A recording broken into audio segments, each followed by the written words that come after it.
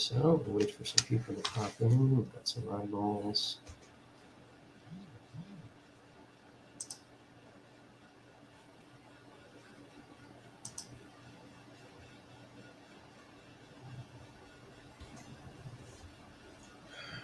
It's getting cold. No. Like wet cold. No.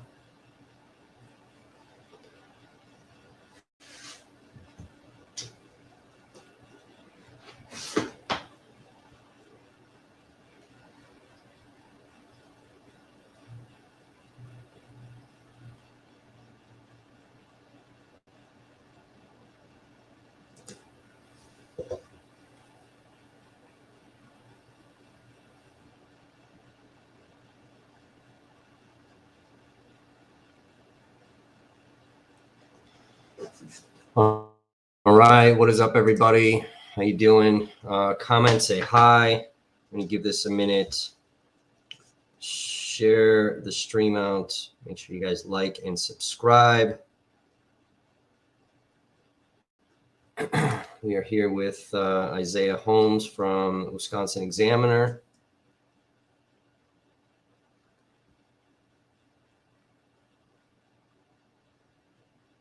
We'll give this a minute, give time for people to jump on, share this out. Hello.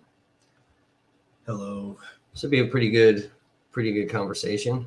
Some of you may have seen Isaiah and I on some other live streams, some other podcasts, and talking about a variety of things. So I want to make sure sound level's good. You guys can hear. You can hear me. Sound check for Isaiah. Hello. Sound check, hopefully. Sound check, hopefully. Hear me, so I don't have to talk too loudly. Isaiah's more soft-spoken than I am. Yeah, that's what people tell me.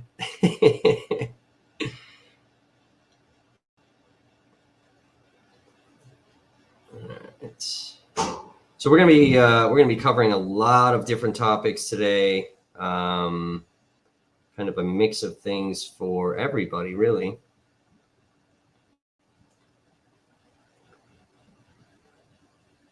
Let's keep in mind, let's keep the chat respectful, especially towards our guests.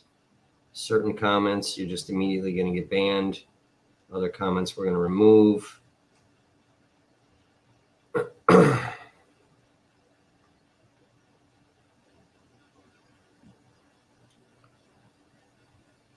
And then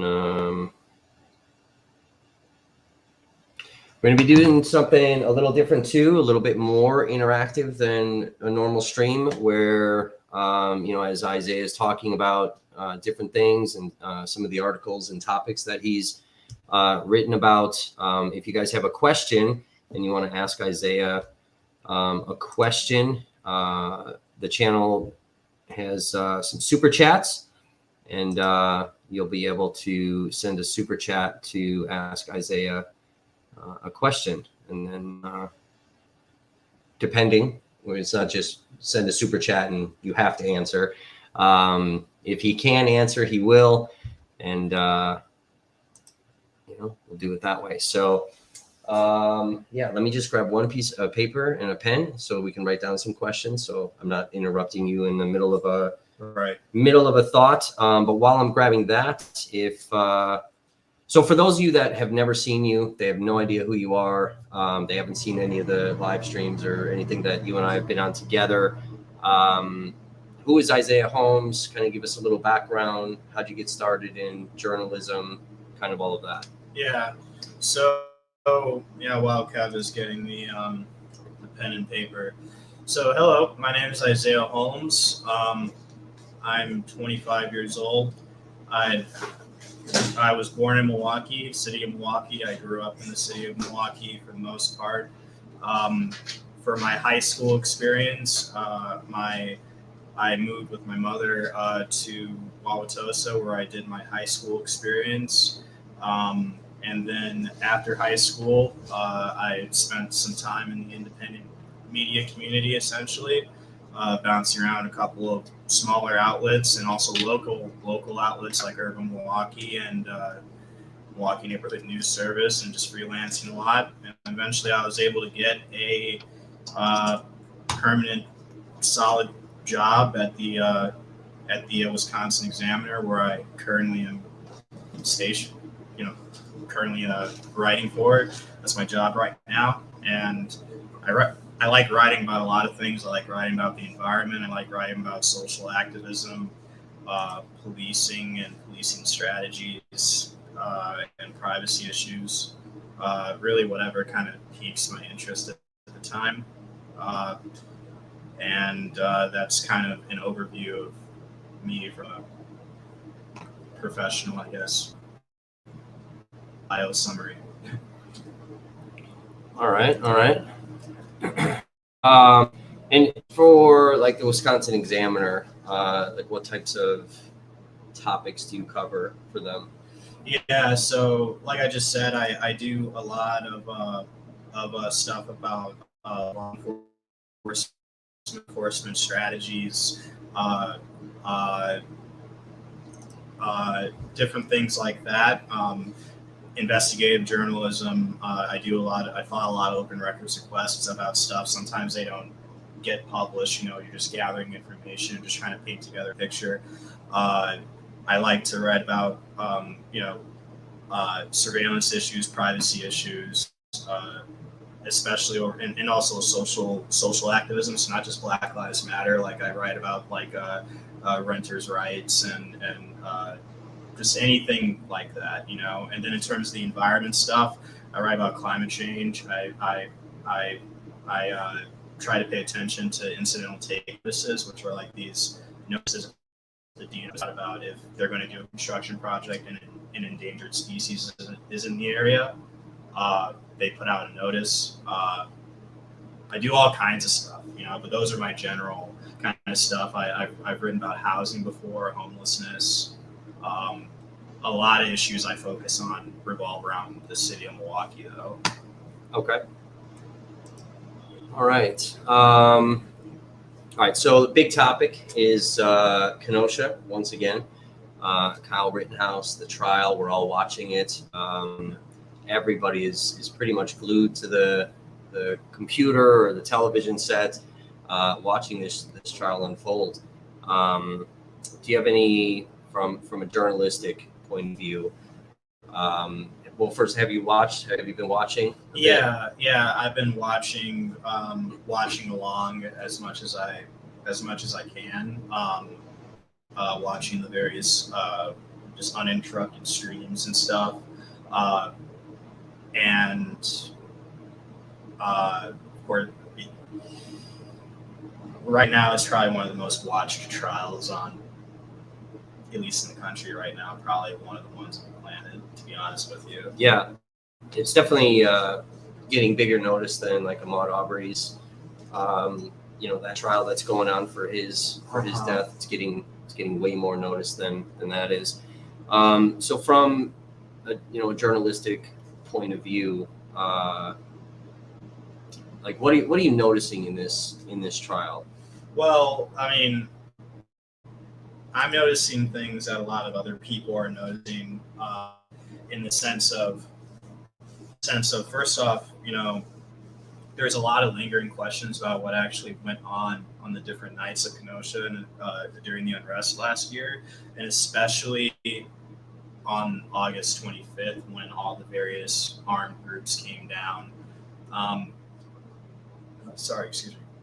There's a lot of lingering questions about that, and it's just kind of interesting with the trial that Congress, basically for the trial, it feels like the giant elephant in the room is that lingering question of how close local law enforcement were with the armed civilians and armed groups, and kind of certain decisions that were made leading up to the Rittenhouse shooting and then after, which allowed him to actually make it back to his home in Illinois. Right. There's a lot of questions about that, and just that giant elephant in the room that isn't really being addressed. It seems by the trial, whenever they try to, judge group, the judge seems to be very combative to the prosecution. That's not lost on anyone. any news outlet. It's very easy to find commentary about that. I pointed out in one of my articles I wrote just some of the things that times that he's like conveniently called for breaks in the middle of testimony. Usually when it's like when the prosecution had a witness on the stand and they're all of a sudden they say certain things, or they're, whether it's more of a talking about the character of one of the people who was killed. They're talking about certain decisions made by law enforcement or what law enforcement knew and didn't know. Yep. All of a sudden, there's a break. We'll come back in an hour. Obviously, there was the issue with not being allowed to call people who were killed victims, but the defense was allowed to, quote, demonize them if it wins points with the jury.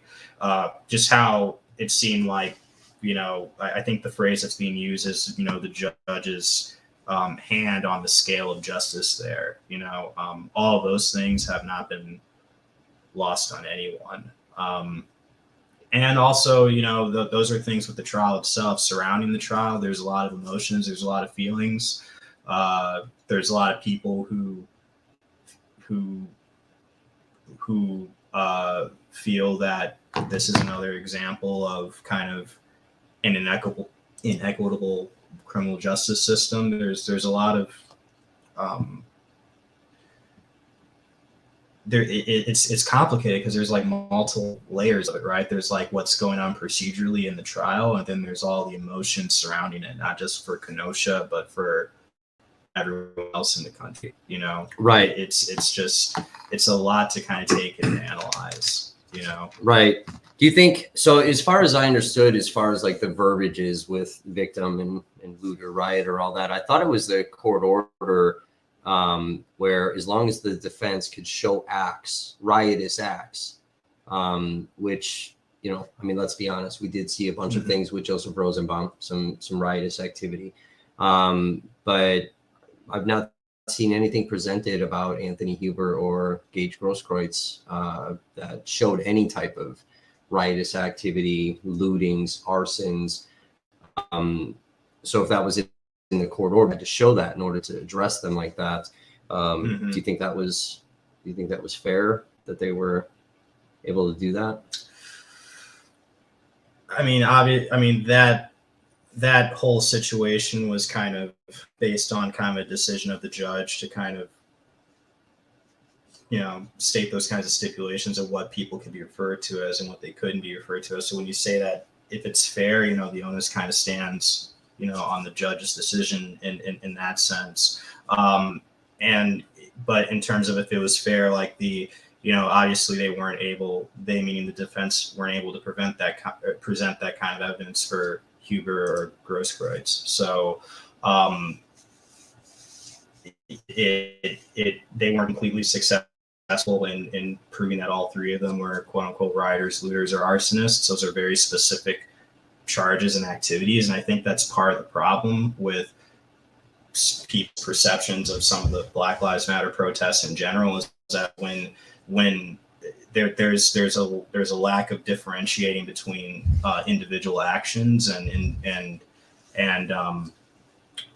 kind of saying that like there's a protest here where like we'll just call it a riot and everyone here is a rioter regardless of whatever they're actually doing or know about. You can even see some of that in one of the bills that was introduced at the state level to kind of introduce like a state level anti-riot law, where literally if you're in a crowd of 50 people and one person does something that could be considered riotous or something, and you don't know about it and you have no connection to that person and you didn't even see them do it, you could be charged with a felony for that act. So it's a complicated kind of question of like, is it fair?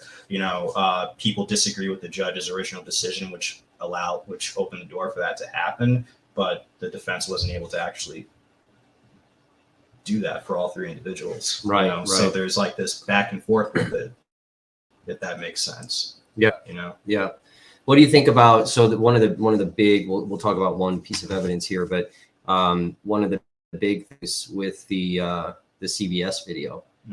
So we released we released that CBS video so people could see it, they could hear it. Do you think that, whether it's from a personal opinion or from whatever legal understanding you have,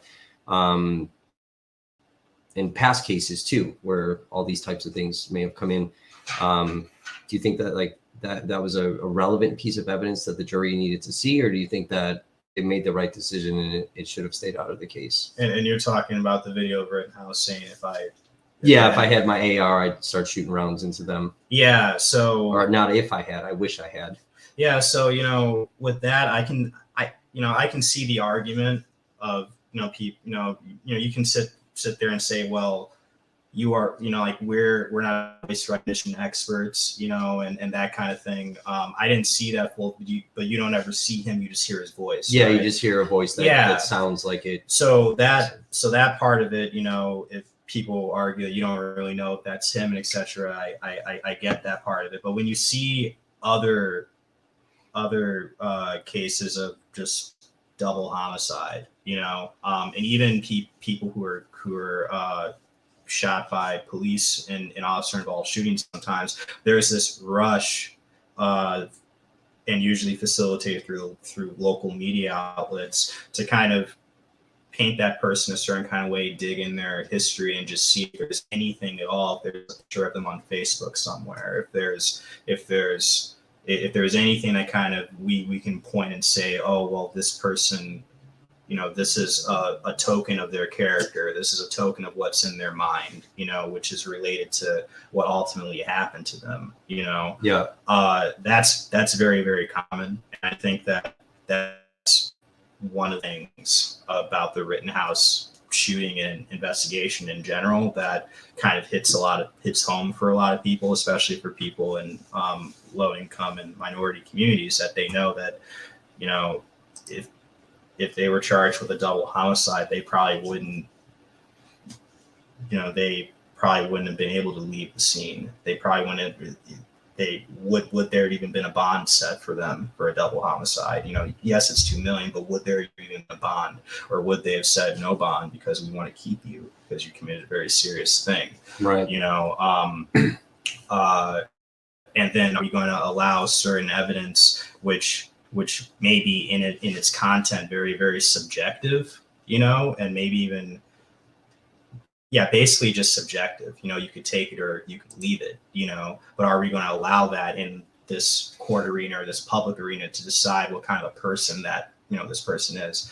It wasn't just a CBS video. I mean, there was from what I understand, a unconfirmed video of a kind of altercation that Kyle allegedly got involved in. Is that the one down at the lake punching the girl?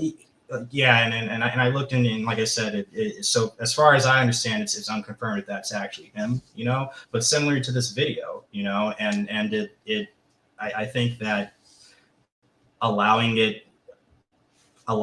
the prosecution to probably bring it in and examine it maybe would have been worthwhile, especially since negative character evidence against the people who was killed was allowed. Stuff that doesn't even seem particularly relevant. I mean, like one personal opinion that I do have, and that I do kind of take offense to, not me personally, but I have but I have good friends who, have mental illness, who have bipolar disorder per se, and were prescribed gabapentin. I don't know why that's particularly relevant. Like to use that to try to scare people, to say that this person is unhinged or whatever. It just seems kind of like a low blow thing to do. It just doesn't seem as relevant as possibly the same individual standing outside of CBS saying, if I had my AR, a specific rifle, that I would do this specific action to these people. Right. So obviously I'm not a lawyer, but yeah, there are these definite parallels to it. There are these definite parallels to it. But the thing about the Rittenhouse thing, the whole Rittenhouse thing too, is that 2020 Kenosha, Kyle Rittenhouse, that was a lot of unprecedented stuff that happened. So it's hard to find anything to compare it quite to. I don't know if people remember Charlottesville, the Unite the Right rally in Charlottesville. That's in North Carolina, where they were right-wing Trump supporters and etc. marching on the street with tiki torches, saying various versions of "You will not replace us," saying racial versions of that chant as well, getting in fights with people for days and stuff. And ultimately, one of these individuals drove a crowd through a protest and killed someone, injured a lot of other people, and killed someone. Now that person, as far as that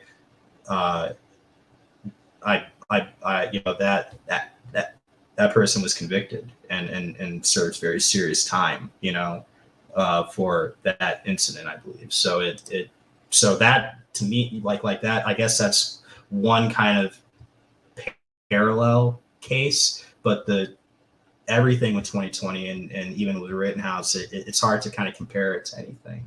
Like, I've heard people compare it to, say, Trayvon Martin, who is an African American 17-year-old who was pursued by a more or less self-appointed neighborhood watchman, George Zimmerman, because he thought that, he looks suspicious to me, I'm going to go check, I'm going to go do something about this, and George Zimmerman got off for that. He killed Trayvon, and he got off on that. And I remember that case because I was actually the same age as Trayvon, and it, there was a lot of rush to, let's increase fear, kids wearing hoodies and things like that, so there's this rush to try to character assassinate that person. But that didn't really seem to happen with Kyle. And even in the court, it seemed like his character was protected, while the people who he killed, the victims, homicide victims, were their character was up to interpretation. Right. The door was open. Right. So, you can take that as it is. It's like I said, there's many layers to it. Yeah. As far as prosecution versus the defense side, right? Just from an observer, what do you think as far as like the handling from the prosecution with their witnesses compared to the defense's handling of their side of witnesses? Like, where do you? What do you mean exactly? You mean like how they chose to question them, or how they chose? Yeah, things that they were bringing up. With certain questions that Binger was using. Do you think with certain witnesses that he was bringing up that he's proving his points that proving the defense point, you mean, or proving his own point? His own points that need to be in front of the jury, and then ultimately then attacking those witnesses, Mm-hmm. like trying to discredit the witness he just called. Yeah, there was some of like there was some of that, and then other moments where it seemed like and I think you pointed this out too, where certain questions were asked in certain ways where you were like, that should have been something the defense asked or whatnot, So there were certain moments like that, but there were also other moments like I had mentioned earlier where witnesses were in the middle of testimony, and conveniently now we need to have a break, and one of those was Detective Howard, when he mentioned that initially officers thought that there were 4 homicide victims. A minute and so many seconds after that, there's a break. And that was the first time that was mentioned. And of course, these breaks, and not just the actual breaks where the court clears out, but these kinds of trains of thought or pontification, like the judge just starts talking about something or just random stuff. How's the temperature, and let me tell you the history of this, and there's a lot of weird stuff like or that. his windows, or he complained about his broken windows, that they're still not fixed and they cost a lot of money, while the jury was present. And stuff like that. So while another time where testimony broke was when Anthony Huber's great aunt was talking about his character, basically who he was, how married he was to a skateboard, essentially, and essentially the last time she talked to him and the last time she saw him, and as they kind of got into really the meat of some of that, objections, break, and the judge actually said something like, there are different rules. There are different rules for this, and there's a lot of that at play. And once again, from the prosecution standpoint, I mean, the prosecution is in a weird place, are they not? Because the prosecution is of the state of Wisconsin, so is the city of Kenosha, thus the police department. Mm-hmm. And there's this giant elephant in the room of what the police were allowed, what decisions the local law enforcement, and not putting that in any particular agency, because there are many agencies there, but what local law enforcement did and didn't do. There's a lot of which created a gestation pit for this kind of thing to happen. Yeah. I do recall the one officer, I don't recall his name, but who was in the car that Rittenhouse walked up to, and he wouldn't really say what we all up until that moment seemed to understand what was said. That was Krieger, I think it was, the blonde, where they asked about when I he think was it in the was passenger side. He was in the passenger side, not the driver's seat, and they asked if Kyle did say, I just shot someone, and he smiled and he said like it's cute. He pauses, he smiles, like it's cute, right? And he says he said something about a shooting. Yeah, that's one of those moments that puts the state in a weird place once again, because regardless of whatever happens with the trial, the litigation is not over, investigations are not over, and right. There's once again the giant elephant in the room that wasn't really allowed to get too deep into, and the prosecution tried, certain times whenever there was, militia mentioned or, that kind of thing, it's like, hey, stop the video. Let's argue about whether or not we should just watch it with no sound. And once again, there's a lot of moving factors. It's interesting to behold for sure, but I don't think that it's going to be over with the trial ending. For sure. Yeah, for sure. Definitely. Do you think it's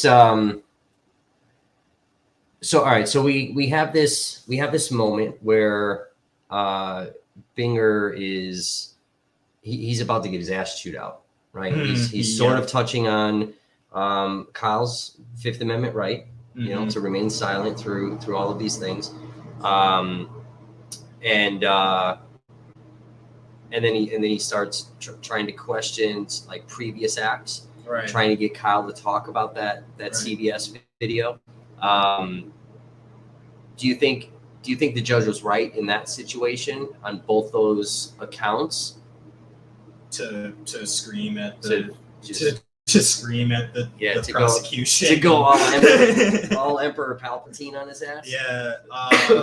See, I think that kind of thing. I mean, I understand from one of the arguments that at least the judge and one of the defense lawyers were making was that the prosecution is very experienced, and the point they were trying to make is that he knows what he's doing. Like that was kind of their kind of thing. So I guess credit where credit, devil's advocate with that of the emotion behind the judge saying, the forcefulness, you know what I mean? That being said, it is curious, once again, that character evidence against the people who were killed was allowed. And some of it, once again, is of questionable point, like specifically I'm thinking of the bipolar gabapentin thing. And, but these kinds of evidences were not allowed. Kyle taking a picture, smiling, the shirt, free as fuck with the and you can disagree. Some people say this is a Proud Boys symbol or whatnot. You can disagree with that. But there's a picture of him there. He doesn't appear to be. Do you think that's relevant though with that incident at Pudgy's Pub? Do you think that's relevant after fact as opposed to state of mind prior? I think that it's probably. I think that it's less relevant than state of mind prior, for sure. Yeah. I think that Yeah, basically, I think that it's less relevant than state of mind prior. But once again, it goes to these kinds of things of like, the prosecution trying to go after anything with Kyle's character, and there's like once again this like this disparage this discrepancy between what the defense is allowed to do and what doors are open for the defense, and what happens when the prosecution still tries to kind of go into go through certain doors. You know what I mean? So going back to the CVS video and etc., I think that once again, it's one of those things that's hard to tell. Now, if the judge was a little bit more composed in his lambasting, then maybe. But I think that's my third favorite word, lambasting. We've heard kerfluffle. Really? We've heard piccolo in Piccolo. when they were Like were. the Dragon Ball Z character. I think so. They were trying to talk about pixels, and we got witnesses saying piccolos, and then we have lambasting. All right. I like it. And then there was the thing about the zooming in, and I didn't see that, but I heard about that reported later, that you can't zoom in. We need an iPad expert in here to see if there's pixels being added and that kind of thing. It's like, once again, like, these may be legitimate arguments to make, some of them more legitimate than others, but it's all falling against the prosecution, whereas the defense, there's moments where the judge is laughing and joking, and there's kind of like this kind of camaraderie almost. And once again, that's subjective, but it was very crude, not just to many people across the world, that the behavior of the judge towards the defense versus the behavior of the judge towards the prosecution in certain ways, and maybe at certain points the prosecution did kind of not overreach, but like kind of take a risky move that they maybe shouldn't have taken. But when you're out of options, when you tried 9 options and option 10 is the only thing left, that's the one that might get you in trouble. What do you do? Some of these, I mean, who knows? I can't go into the mind of the prosecutor. Some of these things might be just to say certain things on record. Which we know both sides do. They say certain things. They know it's going to be objected, maybe even stricken. But they just want to put on the right. record. They need it heard. Yeah. That's the only thing. So right. It's hard to peer into lawyer strategy and lawyer speak. And like I said, the giant elephant in the room is that nexus between, the prosecution is of the state. The city of Kenosha, and thus the police department, and the county, the sheriff's office, is of the state. And there's a lot of lingering questions about what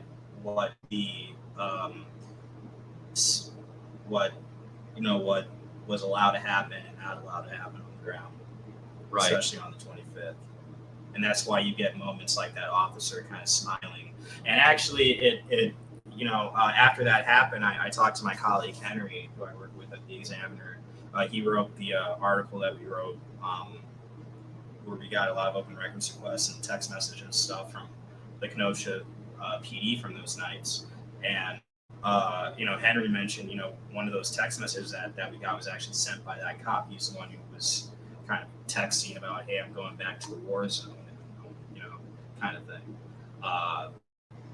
Just an interesting facet. Yeah, for sure. All right, so we've talked about a little bit about the trial, some of the proceedings. Before we move on, where do you think, come Monday, the jury's going to be sent to go deliberate, based off watching whatever you've seen of the trial and reading other reports and things like that? What do you think is about to happen? I have in terms of the verdict. Yeah. I have no clue. I have no clue what's going to happen. I think that, he could be, there's a slew of things that could happen at this point, especially with all like the actions, both from the judge and I think also things that the defense were accusing the prosecution of calling for mistrial and stuff. There's a lot, there's different avenues where, either him getting acquitted or just mistrial, there's also reduced sentence. He could be found guilty of one thing, but not the other. And then for the one thing he is found guilty of, Who knows? Maybe they'll put him on an ankle bracelet, say house arrest or something, maybe 10 years probation. Who knows? You know what I mean? But it may not be what people want, him going to prison. Some people at least. So it's really hard to kind of tell. It's really hard to kind of tell. And in terms of what other people's actions, even that's hard to tell. I mean, it's Wisconsin right now. It is late, it's cold outside.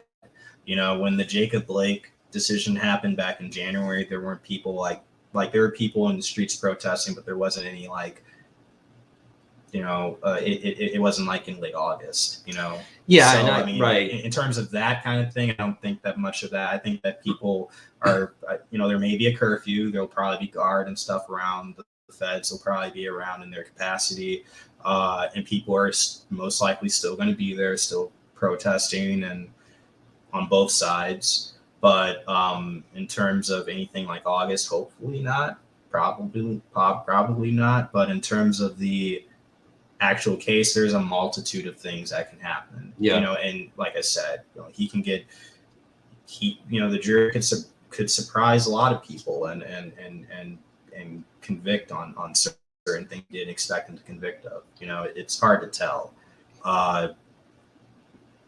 But there's questions of the jury. Obviously, the one juror had to be removed for making an inappropriate joke about Jacob Blake, allegedly, because he wouldn't repeat it in public when offered the chance by the judge.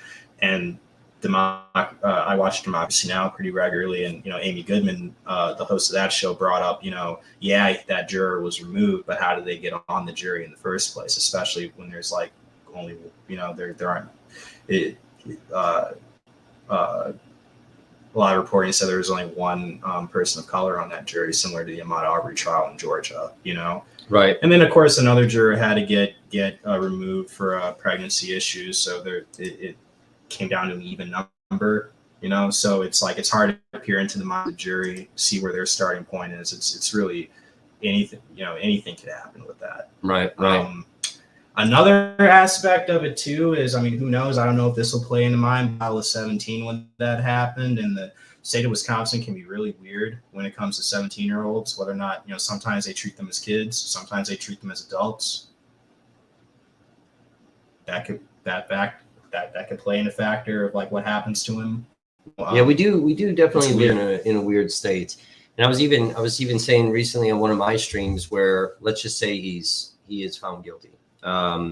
There's a few options even with that could happen, where if he's found guilty, he goes to prison, or there's he's found guilty, has a prison sentence, but then it's stayed. Yeah. Or they could even do, and then you would immediately start your probation. And then if you fuck up on probation, you automatically go. Or there's a withheld sentence where there's really not a prison sentence given. You're immediately starting a probation term. And then if you fuck up on probation, you go back in front of the judge. And then that's weird too, where you go back in front of the judge.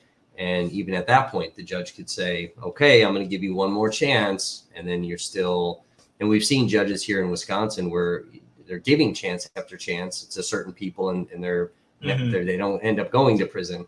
Or the jury comes back and says he's guilty. Yeah. And Schroeder has the almighty power to reverse the jury's decision and say, nope, I don't think that the evidence, preponderance of evidence was beyond a reasonable doubt, and he's innocent. Which will put him on the spot even more. Way more than he already is. And then that depends on whatever career trajectory whatever aspirations he may have, because aren't judges elected?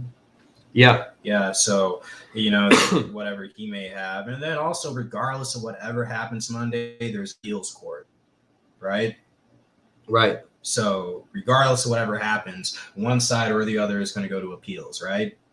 Immediately. Right. So, yeah. So if Kyle's found guilty, we already know he's going to, his defense team is definitely filing an appeal. And then does that go to the same judge? Does that go to a different judge?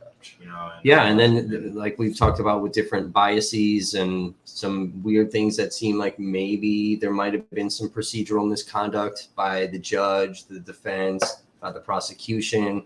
Are those grounds for things to kick this case back? Are they grounds, or is it just that the world is looking at this and looking at every little thing? Everything. Because I brought up the judge's ringtone. So did I. Put a video out.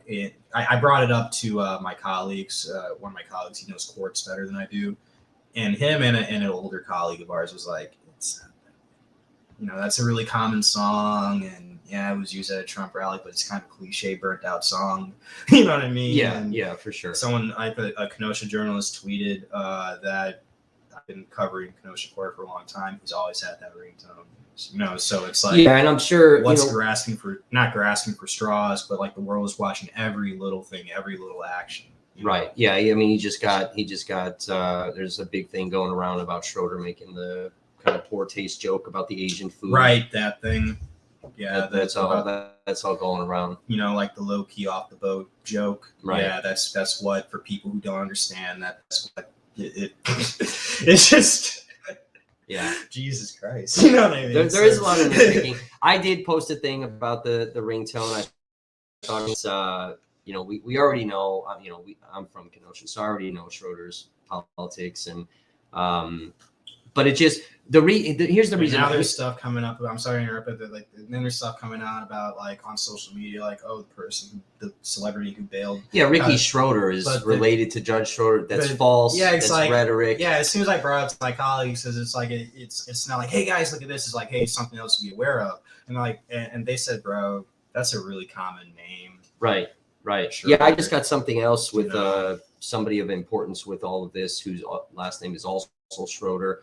There was some rhetoric going around in the very beginning that Rittenhouse's dad was a Kenosha police officer. There was an officer Rittenhouse. That was all rhetoric. So but it's interesting to find out, and I don't know if we ever will, where this whole thing about Ricky Schroeder being related to Judge Schroeder, who's actually putting that out? Is that sort of our side of things that is putting out a rhetoric, or is that where we've caught multiple times where the right is out rhetoric to make it look like it's protest side that's putting this out to kind of divide and clash, and it's just, but either way, trolls, it's just all bullshit. Whatever. Yeah, exactly. It's just stupid. Exactly. So, but yeah, I did the ringtone thing, and not really to draw attention, like, oh, look at this fucking Trump supporting fuck. It was more so where, like how you were talking about with the constant interruptions and convenient things where it's like underhanded comments to the jury. You know what I mean? And that's why I put it out. That was my intention. It's just like one more thing to add to the bucket of weird stuff that's happened in the middle of the trial at convenient times. Right. That may or may not mean anything, Yeah, exactly. All right. So we mentioned Detective Howard on the stand. And Detective Howard mentions, they were investigating 4 homicides. So, if you remember, I put out a couple of articles on the Never.Stop.Voices website. So we released the Kenosha scanner, and on the scanner, we hear a 4th victim walks into KMH. And then there's some other, chatter about, 4th victim. And then through all these open records requests that, all of us are filing and whatnot, then, I received a Waukesha document from Waukesha Police Department that they also talk about a 4th victim. We released, an article about that. KPD calls me, Joseph Noslick, right? Kind of chastises me a bit on the phone. You record all of that? It's all recorded. Yeah. They recorded it. I recorded it. Yeah. And then directly after that, I released a second follow-up article, which released the U.S. Marshal document that I received through an open records request. Which that document is pretty intriguing because not only does it talk about a fourth victim, it talks about an ongoing gun battle that was never publicly talked about. I kept releasing this stuff, talking about it. Nobody else was. And we have police officers that are now testifying that there was a gun battle between, armed protesters or rioter people And if I'm not versus militia. Yeah, if I'm not mistaken, Noslick's argument to you on the phone was basically that there's a lot of chaos happening, a lot of bad information, and of course there were call-outs that went out that weren't entirely. That was essentially what he was arguing to you, right? Yeah, well, it wasn't not necessarily that accurate, but that it was just untrue, all of it completely. And we even really specified, like, look, there is a fourth person. We don't know because Waukesha is saying 4 people were shot. They didn't know the outcome. U.S. Marshals are saying 3 people were deceased, but 1 was critically injured, which we obviously know to be Gage. Medical examiner's office is not releasing any fucking information. KPD is obviously not releasing anything. They just chastise me. And then they put out this press release calling me a conspiracy theorist and just trying to stoke the flames in Kenosha. That you were trying to stoke. That I was trying to stoke, yeah. So just from a journalist standpoint, before we kind of touch more on the fourth victim thing, as far as Kenosha putting out a press release about an independent journalist, what are your thoughts about that? Have you ever seen law enforcement put out releases with media in general, let alone like singling out specific media by name? Yeah. No, I mean, the only time I've ever heard of anything like that, man, you ever see Dirty Wars, that documentary? Yeah. You've seen it? Yeah. So for people who don't know, Dirty Wars is a documentary from 2013, I think, where the main character essentially is the journalist Jeremy Scahill, who we went to the same high school. And I didn't know him. He's much older than me, but we did both go to Wauwatosa East. Anyways, it's about special forces and raids and all that and the war on terror. But there's a scene in Dirty Wars where there's a journalist named Jerome Starkey who was following the Navy SEAL raid, which NATO was putting out press releases basically saying that, like, it was Afghan, Taliban did it and they did it to their own family kind of thing. And he happened to be there when to talk to the family members, and then up comes this convoy of like many Afghan soldiers and officers, and amongst them is this tall white man, U.S. military. His uniform, Jerome recalled, looked like U.S. Marines, but it said U.S. Navy on his lapel. Doesn't make sense. He has other patches and insignias that don't make sense. People didn't know what that was at the time.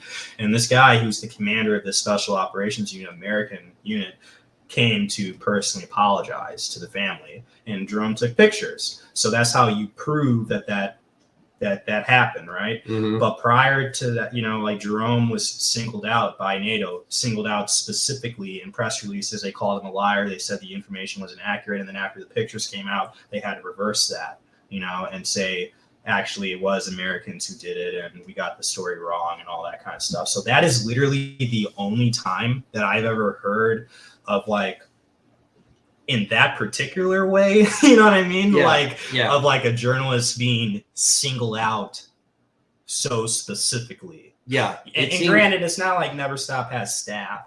It's just you, right?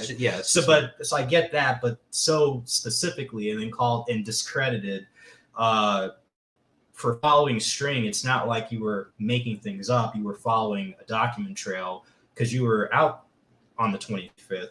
Mm-hmm. During that night, you were listening to the scanner and you heard that, and then you did the work to go back and find that scanner, and then you went from there. Yeah, I did a year's worth of work trying to establish what was going on. So it's not like you were just making things up, So it's like the thing is that, like, it's incredibly rare for a journalist to be publicly singled out so specifically. Yeah.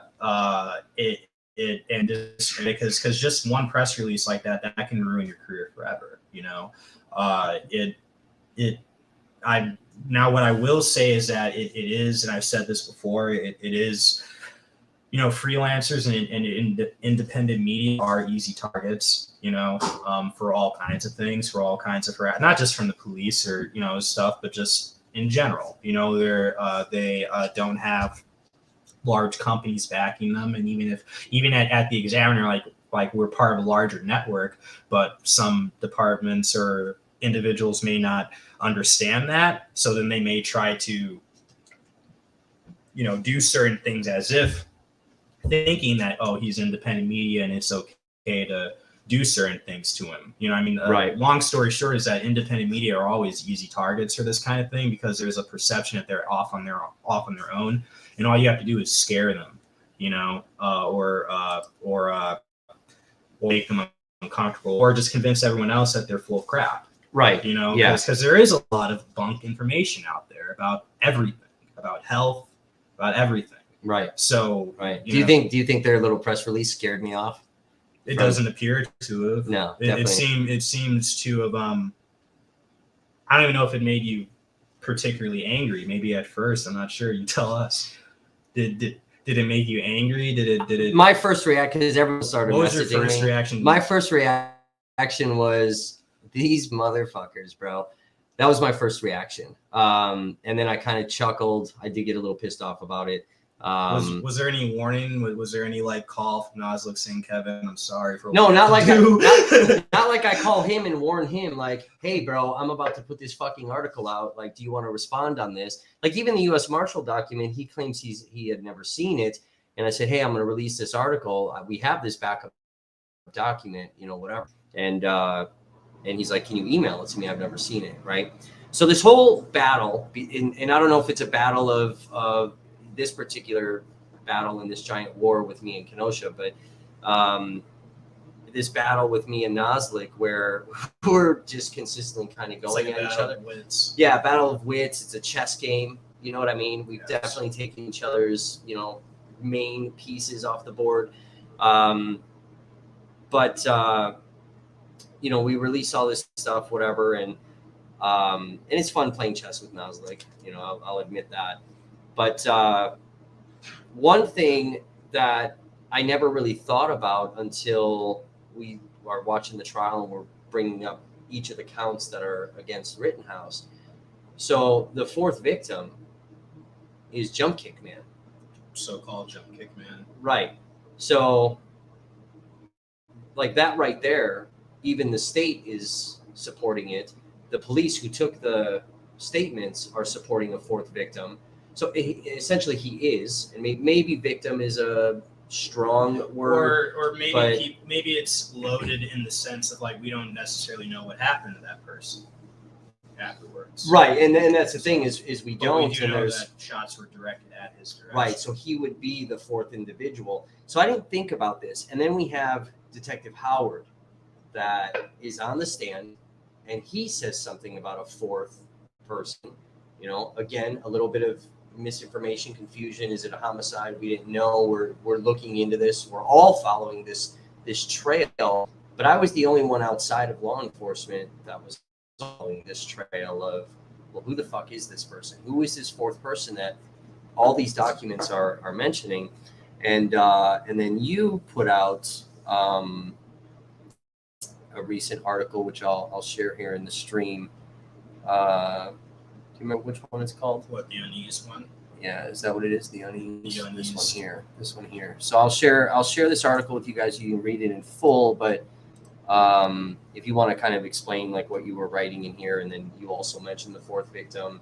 Kenosha News wrote an article about me, my article, all of that stuff. Tell us a little bit about this. So with that piece, I wrote that after the first, after that first Friday of the trial ending, that first into the first week of trial, you know what I mean? Right. And the article it talks to someone named Kyle Johnson, who's a Kenosha resident and a local Kenosha organizer with Black Leaders Organized Communities, or BLOC. And one thing that he pointed out, kind of what I was alluding to in my jumbled words earlier, about kind of the of some of the onlookers in the community, you know. So it's kind of twofold, you know, regardless of how you feel about the actual merits of each case and the events and stuff. It's twofold, because you have on one hand, you have the shooting of Jacob Blake, where, you know, no charges against the officer, nothing, no discipline against the officer except for losing his gun, or having the gun stolen from his car, or, you know, that situation, like nothing. Basically, the system says nothing was wrong with the Jacob Blake shooting. It goes up to the Justice Department, you know, closes, you know, the review closes. There's no problem here. You know what I mean? So there's that half of it, and then the armed civilian part of it. There's this angst and this unease, because people are seeing once again how certain evidence is being allowed and other evidence isn't. How even with those prerequisites being set, the judge during the trial is doing certain things that just feels, you know, makes people feel some type of way, frankly. Right. And like it makes them question his motivation, even though he's constantly talking about maintaining public confidence in the trial and its decision. So it's like a double. Kyle was explaining that it was a double whammy. You know, that you have the police side of it, which is ruled okay, and then you could possibly have the armed civilian side of it, which could possibly be ruled as could result in no conviction. You know, and that's a double whammy. That's a hard thing to live with. You know, right. Similar to the Trayvon Martin thing, you know, when Trayvon Martin was killed, I was 17, just like him, and I was getting, you know, I couldn't leave my house in Wauwatosa without someone calling and saying he looks suspicious, come check him out. You know, when Trayvon Martin happened and George Zimmerman gets off, it feels like now that person, whoever that person is empowered to come and kill me if they wanted to. You know, if they see that kid walking down the street that they think is suspicious, all of a sudden, this guy got off, so why can't I? You know, it puts that fear in you, you know, so there's that aspect of it that some people may be able to understand, some people may not be able to understand it, and I get that.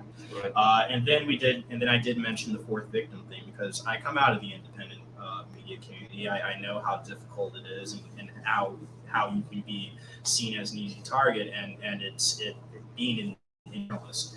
And it was worth mentioning. I thought that it was worth mentioning that there is a independent journalist who was following this string, pulling together various different kinds of evidence, and just follow the string and to follow the question of, was there a fourth victim, and if so, what happened to them? You know, just asking the question, and just for asking the question, you got a press release publicly blasting you. Now, you know, obviously, you know, I was put on a protester list. We didn't figure that out until months later. I wasn't publicly attacked like that.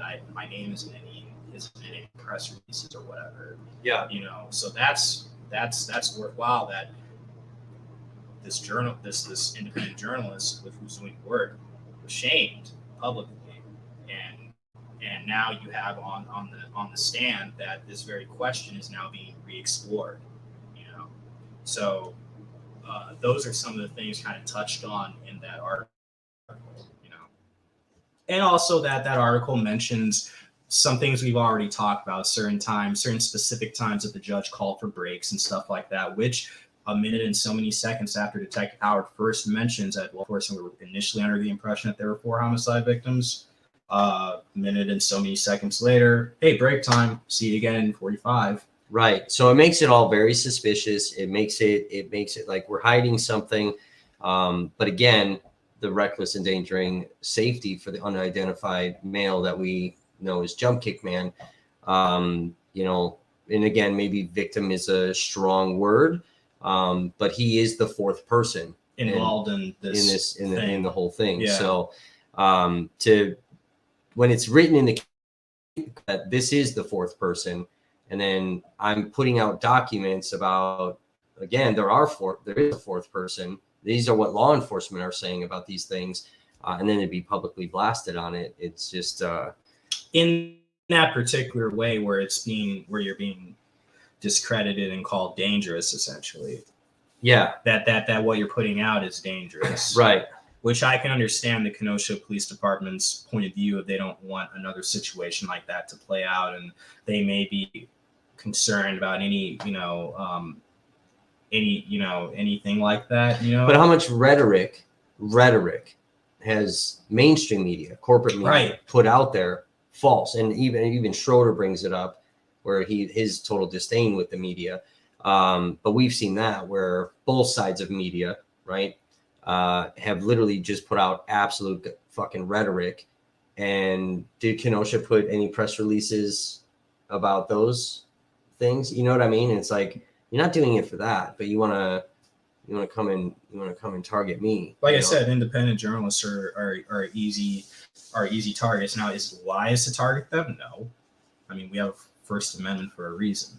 I mean, we have a First Amendment and a free press for a reason. Yeah. So, yeah, I mean, it once again, it was incredible to see that. And I thought that for my article, it was worth mentioning that this detective is testifying to certain details of this whole fourth victim angle, which this journalist was attacked for publicly, specifically by name. You know? And I got a lot of harassment and threats over that. Over that? Yeah. So they put my safety in danger with that.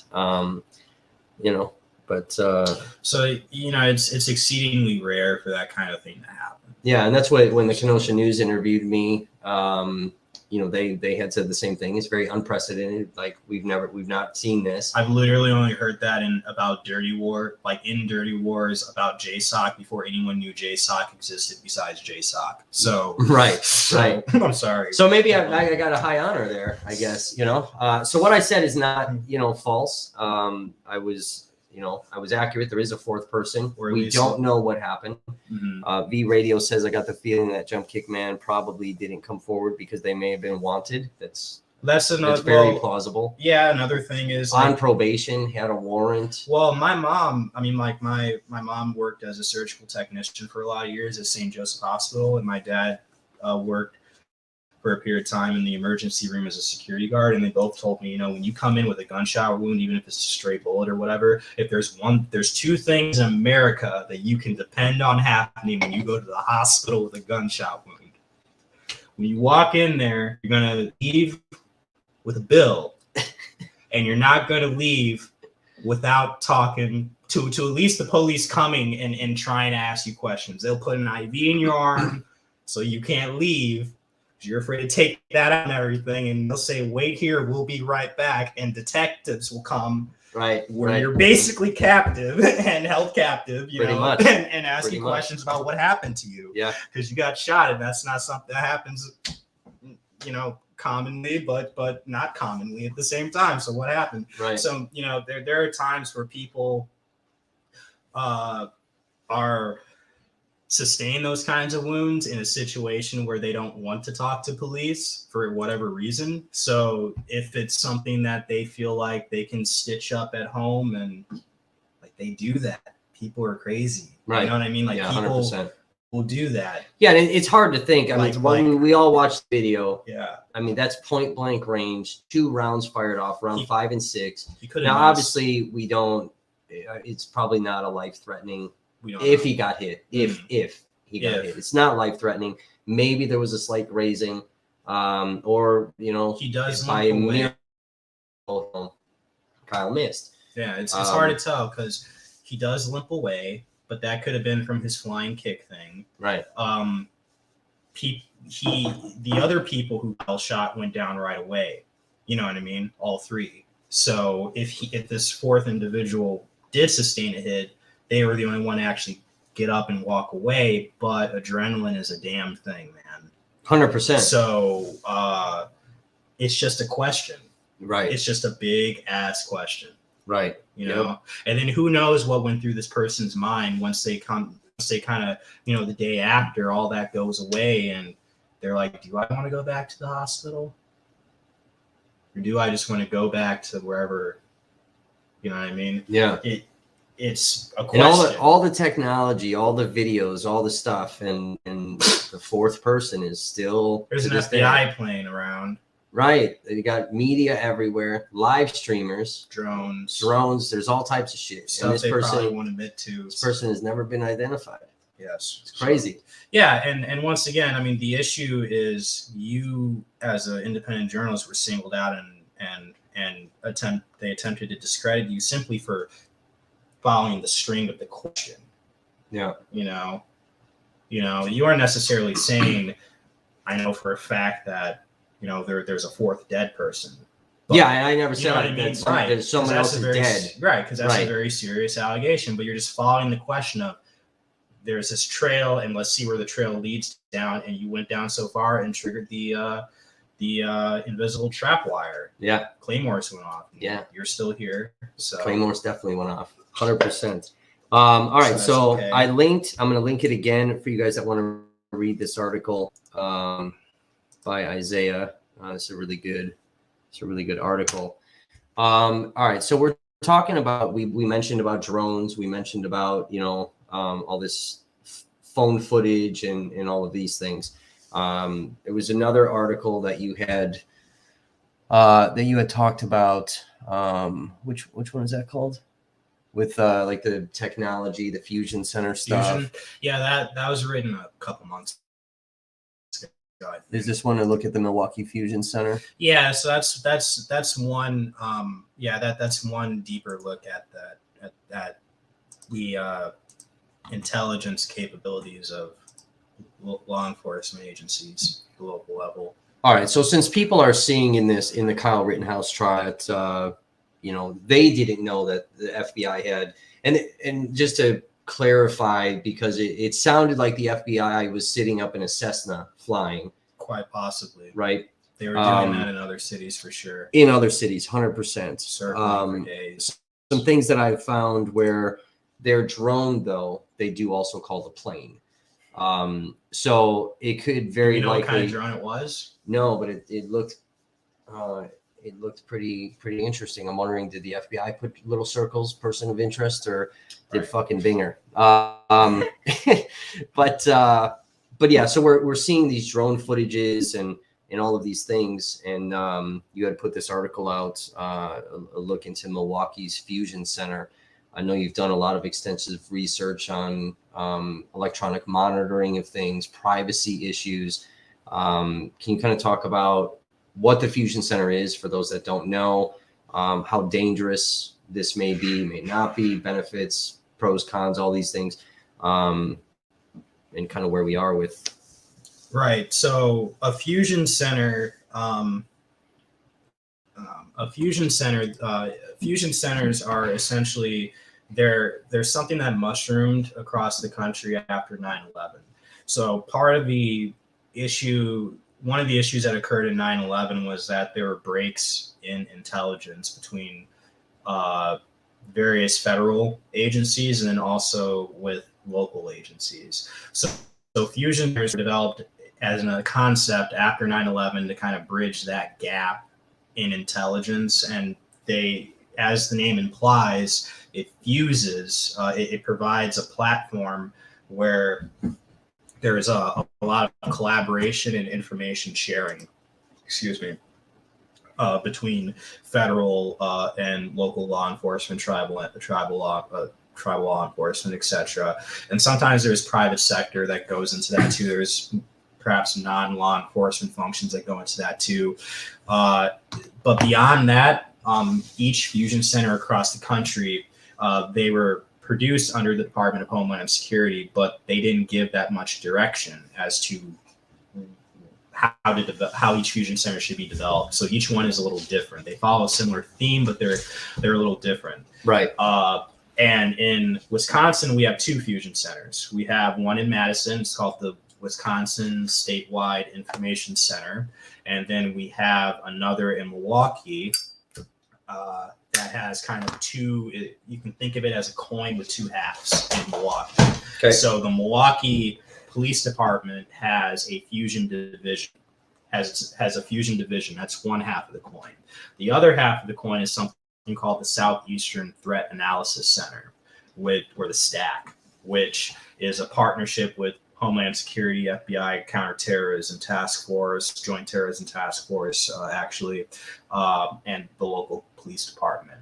And essentially what these fusion centers do is they gather a lot of information and they disseminate it to various agencies that are based, now you can think of it more so as kind of the beating heart of intelligence in a local police department. So a lot of local police departments are trying to move towards data-driven policing, using data to do predictive policing strategies, using real-time intelligence, quote-unquote real-time information. But it turns out that a lot of this stuff is very gratuitous. So once again, every fusion center is a little different. There are fusion centers in other states that are making intelligence reports about oil dripping down from someone's car into the local creek. That literally happened. You know what I mean? Right. So some of it is very gratuitous. When you want to talk about Milwaukee, the stacks, the issue with fusion centers was that they were created as a counterterrorism kind of thing after 9/11. So you literally have these entities which were looking for like signs of Al Qaeda and the Taliban in Cudahy. It's very impractical, Right. So under our former police chief, Ed Flynn in Milwaukee, he kind of made the Milwaukee Fusion Division and kind of made that two halves of the same coin concept, and then brought the whole fusion center down to street level crime. So we basically found out that fusion centers don't really work that well in fighting terrorism in the way that we understood terrorism to be in 2001 and afterwards during the War on Terror, but they work really, really well, or can work really, really well, or at least police feel like they do, in gathering and sharing information about street level crime. So that ranges from making these intelligence bulletins, which are basically like situational awareness. So this many shootings happen at this time or this day, or if you're talking about protests, the protests are meeting at this location, etc.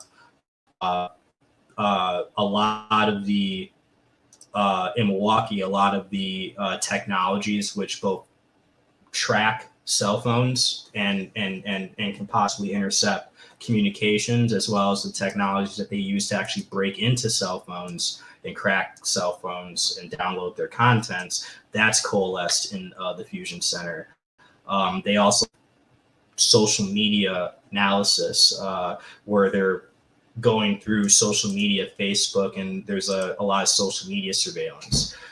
They operate the city's ShotSpotter system, which are these audio sensors that they put in certain neighborhoods, and they are used to triangulate potential gunshots. And they also have control of a growing network of city cameras. So that works in tandem with the ShotSpotter cam. So literally, if the ShotSpotter alert goes off, if the Fusion Center has access to a city camera in that area, they can tap into that camera and see if there's any fleeing vehicles or anything like that. License plate reader technology is installed on these cameras. These shot spotters can also sometimes pick up just voices, people talking on the street. Yeah, which we've read articles like with the ACLU and stuff, where ShotSpotter and local law enforcement is talking about how it only picks up the acoustic level of a gunshot, where there are cases where it has picked up conversation, it's used not related to any gunshot or anything that technology is used for, and it's used against those individuals to charge them for something completely unrelated to anything revolving around a gun. Exactly. And the issue is that a lot, and then the Fusion Center seems to have other functions as well. So, for example, it's a kind of give a sense of kind of how opaque and untransparent a lot of the Fusion Center's activities are. First off, it's compartmentalized. Okay, I've talked to former Milwaukee PD detectives who had a lot of years on the force, who said that over time they noticed after the center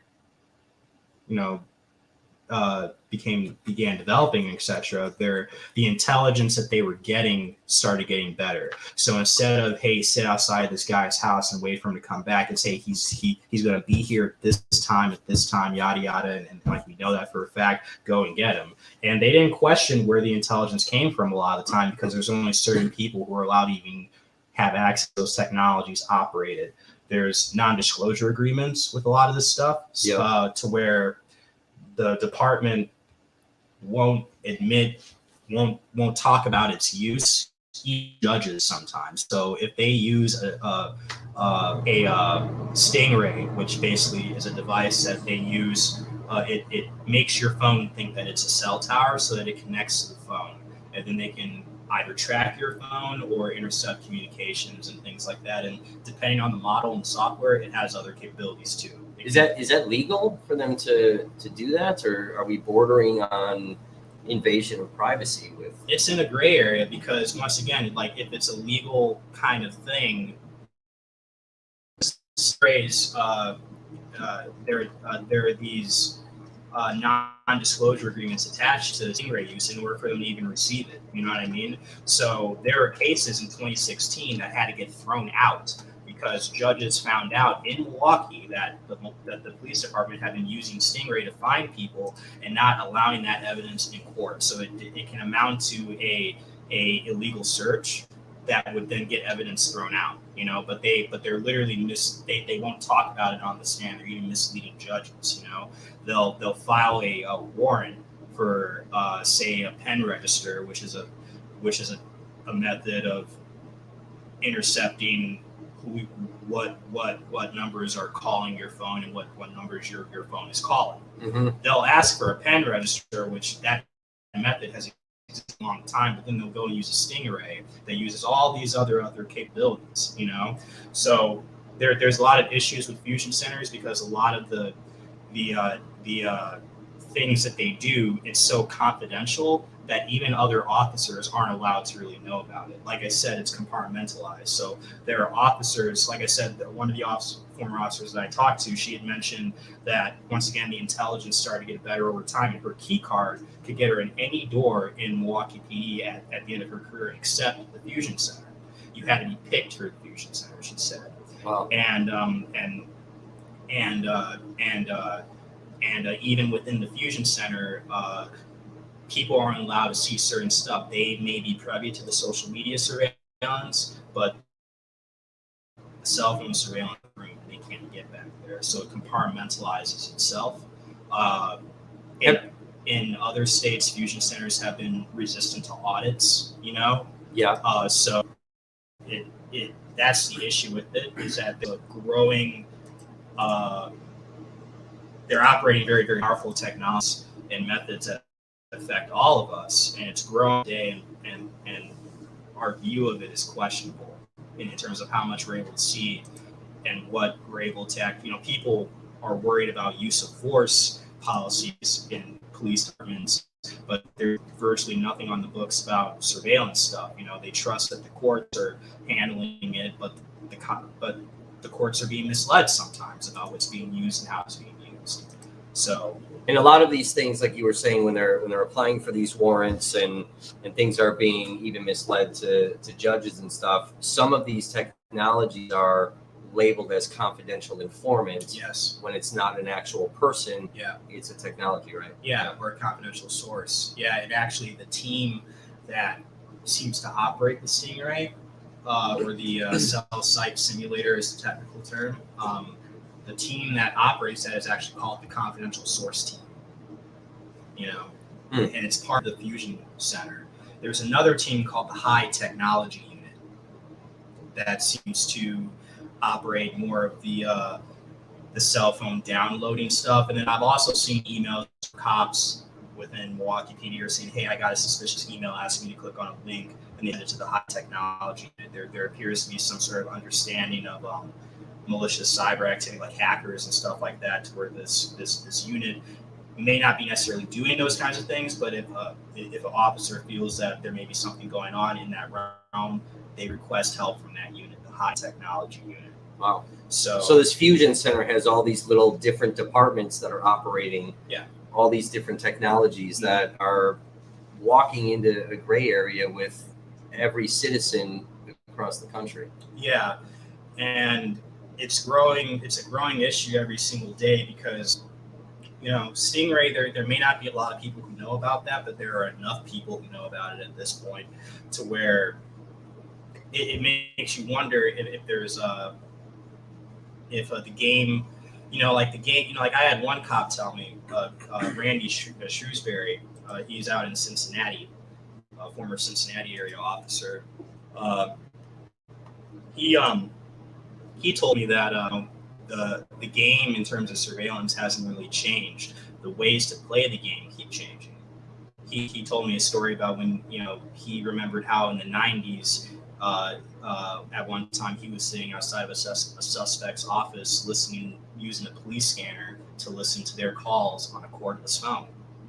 Right. Wow. So today, obviously, there's Stingray, but then there's also these like spyware and malware technologies where through remote means, what essentially amounts to malware and spyware, what people would sometimes call just computer viruses, are being sent to your phone.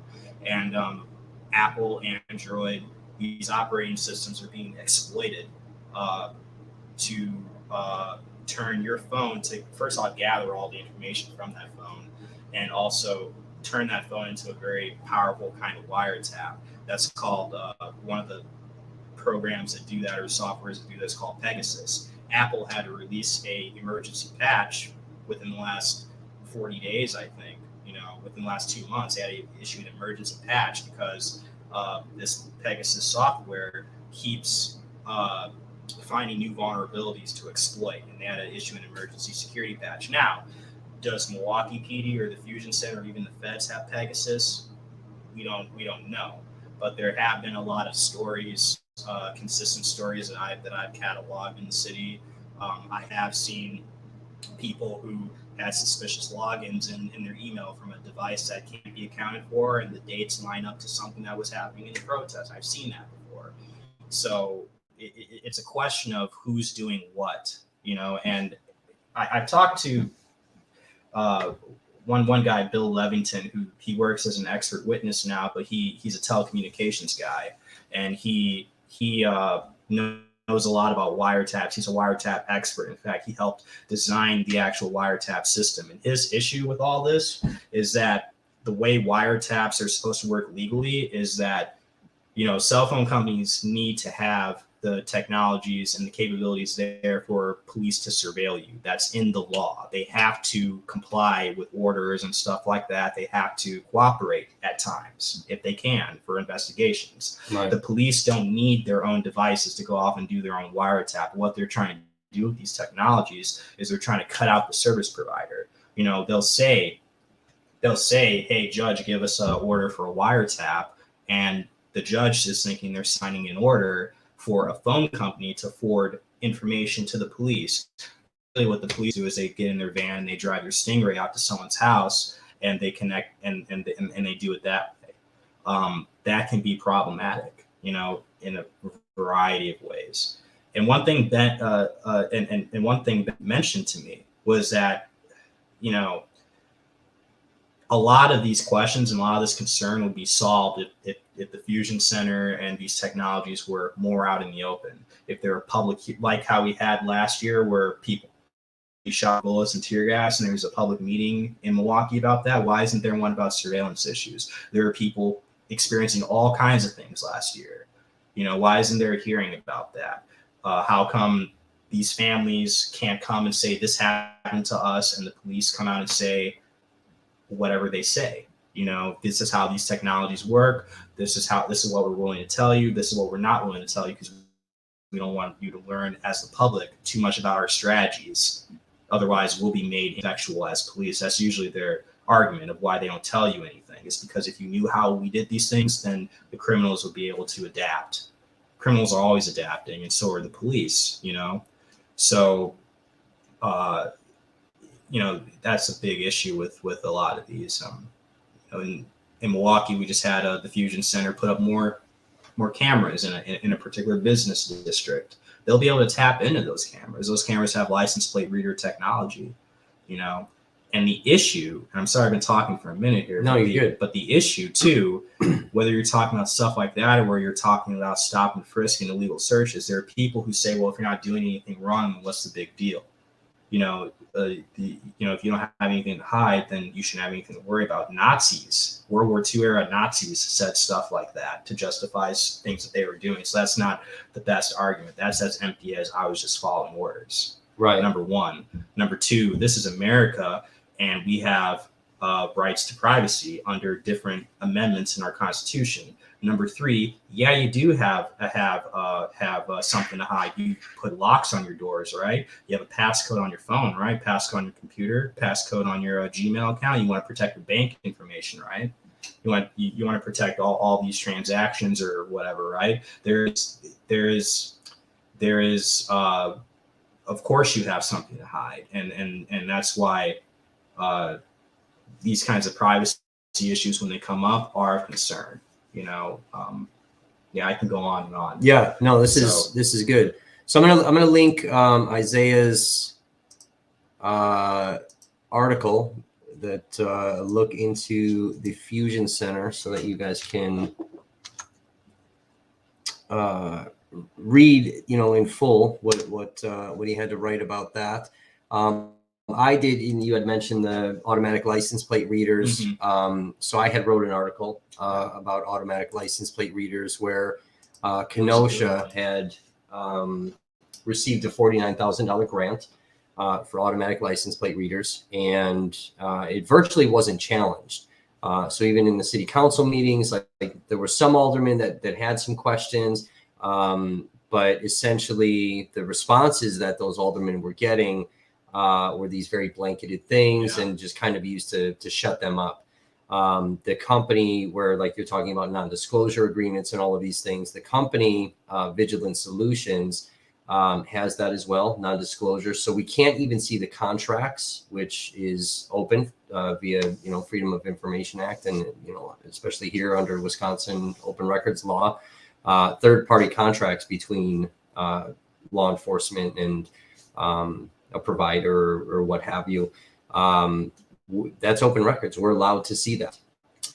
And, they showed the city council members this kind of blank contract, and that was again used to just shut them up. This is what the contract looks like.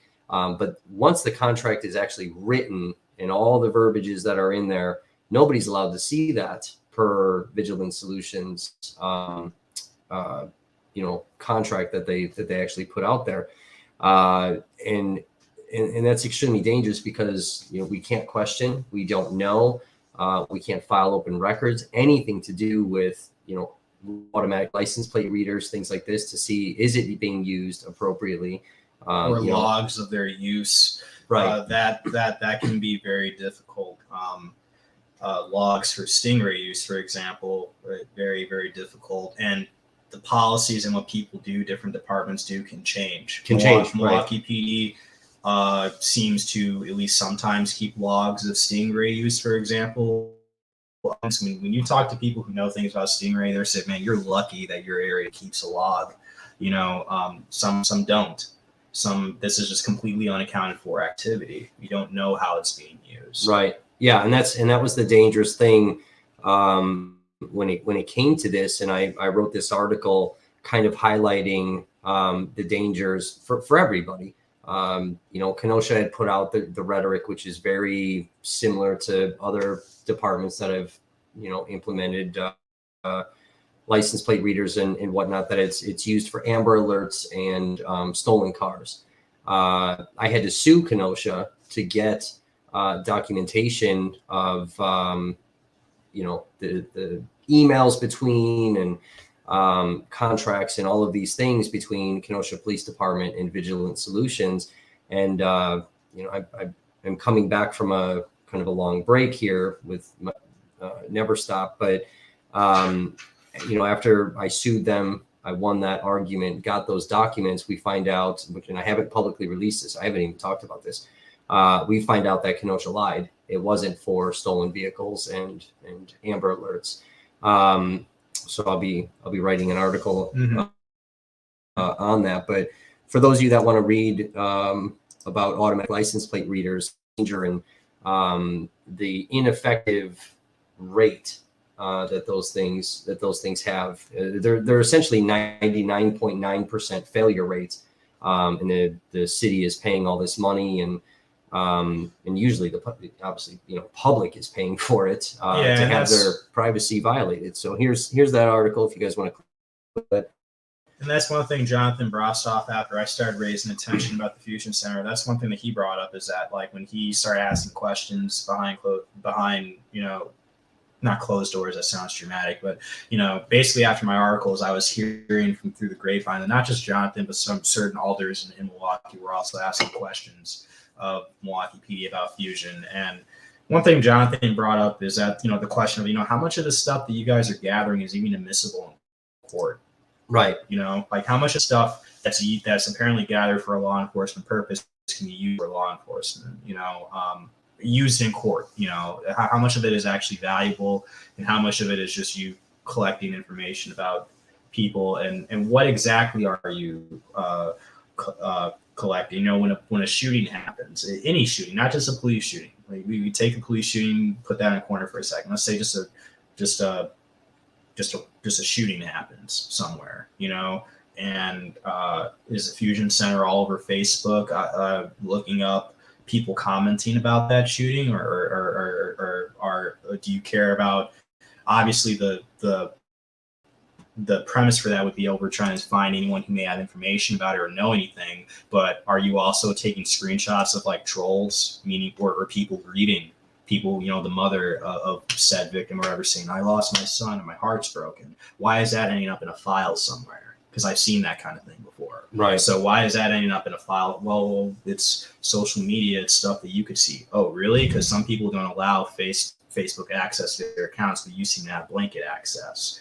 These are the conversations that need to be had, the assurances that need to be made to the public, Right. Yeah, exactly. Have you seen with using the Fusion Center and with your investigative journalism where like specifically Kenosha or Wauwatosa, because I know you cover a lot of things in Tosa as well. Have you seen where these technologies are being used in these two cities specifically, with cell phone access, pulling some kerfluffle? What does that mean? Kerfluffle? I don't know. Binger said kerfluffle. It sounds like a Hogwarts house. He's like this. He said something like, "This is a bit of a kerfluffle." I laughed fucking hysterically when he said it, and I'm adopting the word as my forever fucking word. I've been thinking kerfluffle. I've been thinking about keeping a thesaurus around too, just to find synonyms. Yeah. Anyways, have I seen that kind of stuff? Yeah. I take the social media, for example, and let's talk about Kenosha for a moment. All right? Yeah, let's do it. Let's talk about Kenosha for a moment. The answer is yes. The Fusion Center in Milwaukee, which has jurisdiction over the 8 counties of Southeastern Wisconsin. Wow. Okay. And then the Madison Fusion Center covers the rest of the state. And then sometimes that overlaps depending on what happens, So Kenosha would be in the Milwaukee Fusion Center's jurisdiction. They were feeding intelligence gathered through social media, presumably through other means as well. But they were, not only does the Fusion Center gather its own intelligence through various means, but intelligence is sent and disseminated through them. So if FBI or marshals are out there, excuse me, something's in that coffee I drink. So if FBI or marshals are out there and they collect intelligence, they'll send us imagine it Facebook. It's like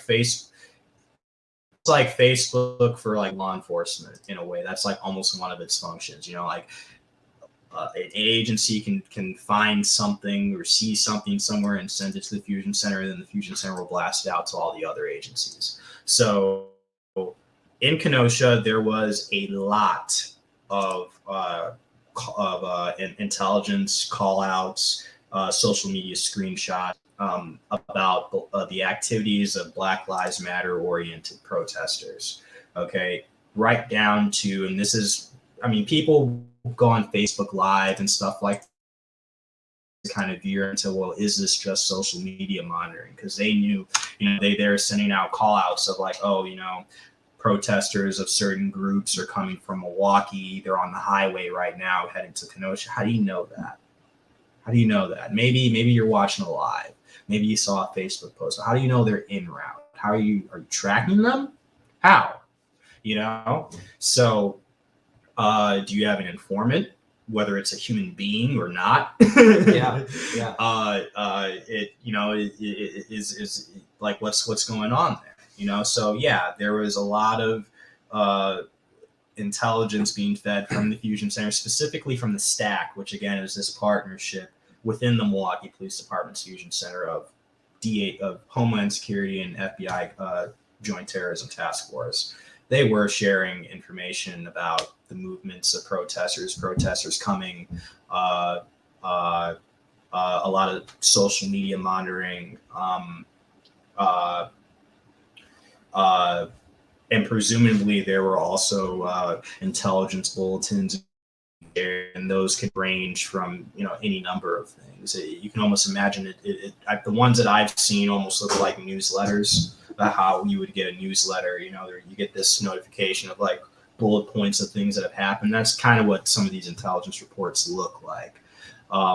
Annotations on certain individuals, and I don't want to use any names in particular, but there are certain activists, at least for Milwaukee area protests, that the Fusion Center was keeping tabs on.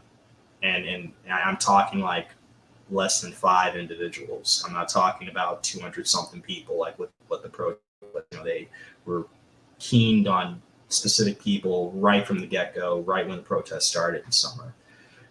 Conversely, you don't see a lot of that, if any, for right-wing groups or white supremacy groups or however you want to describe various groups, because there's different motivations and stuff, different organizations.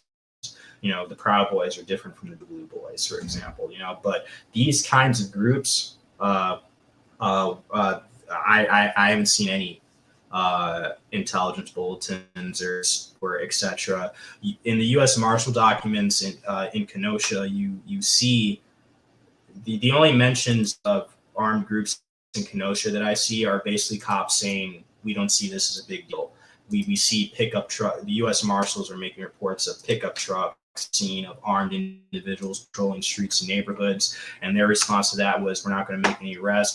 Wisconsin is an open carry state. We identified these people remotely, however they did that, and we left them alone. The Kenosha Police Department were referring to these armed groups as very friendly, but they weren't told to go home. They weren't arrested. They weren't issued curfews. Their Facebook pages weren't monitored. Lists weren't made of them. And you wrote an article about that where through open records requests you received text messages and other communications and things where law enforcement out in Kenosha was told, hey, they're to be viewed as friendly people, leave them alone completely. And specifically, like if something happens where these groups get into the mix, tell them to stand down. Why aren't you telling them to go home? There's a curfew. Why aren't you arresting them? Why aren't there snatch teams, which is essentially what those were? Snatch teams picking off their presumed leaders. Last year, you saw the U.S. Marshals basically act as what we imagine Navy SEAL countries to act as. In these unmarked vehicles, picking people off on darkened roads and putting, sometimes reportedly putting bags over their heads, taking them to what amounted to undisclosed locations, places that they don't know where they're being taken. And I think that was Portland. There is the left-wing individual who shot at one person, like at a right-wing rally, caused death at a right-wing rally. Right. And then the marshals were hunting that person. That happened like 4 days after Rittenhouse's shooting. The marshals, according to 20 witnesses, pulled up on that guy, came out and started firing instantly. No arrest, no nothing. And the president, and the former president, in all of his glory, was talking about how, the U.S. Marshals knew who he was. Like, we knew where he was. They didn't want to arrest him, and they went in and they got him, and it was over in 2 minutes. If that happened in Afghanistan, we would call that a target kill. So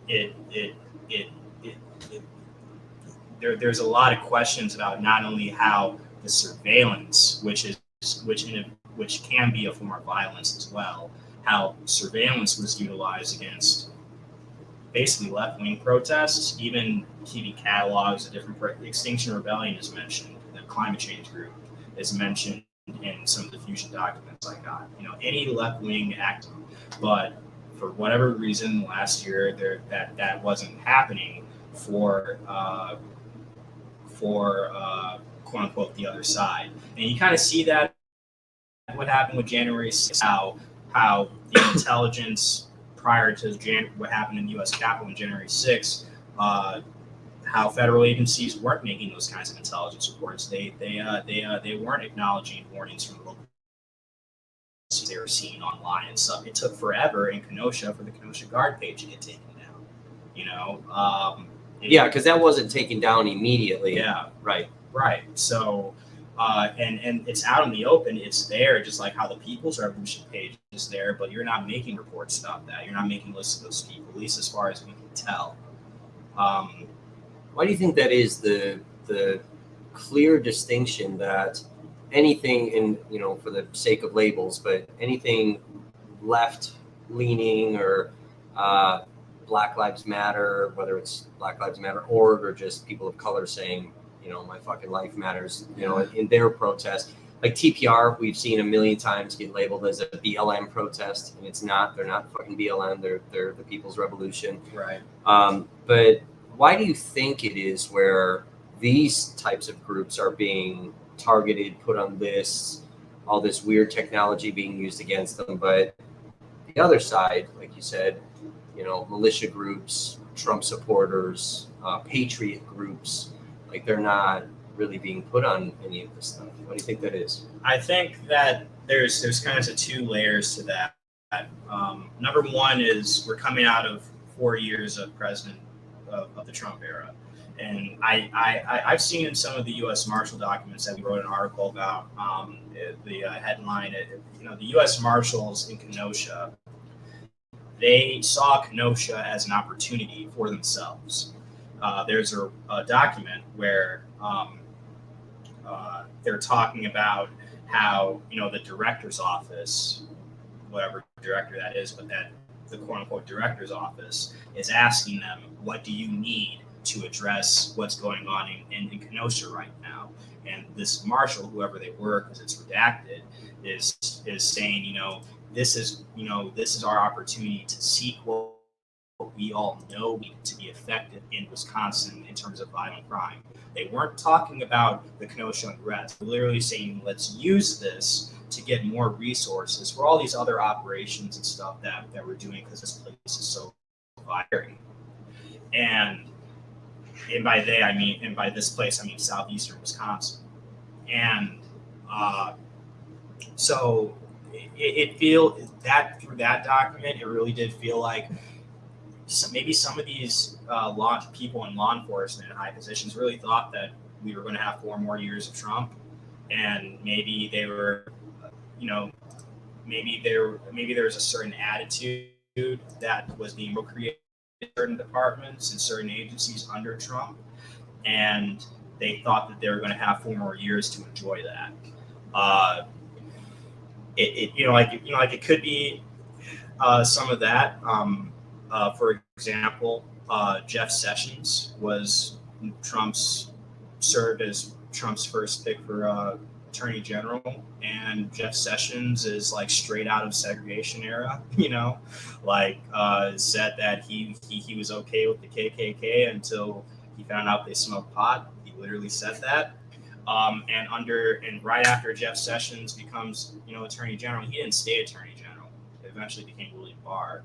But right after Jeff Sessions, we have this Black Identity Extremist report come out, where you can see the preparations being made to target Black Lives Matter and left-wing protests in that way.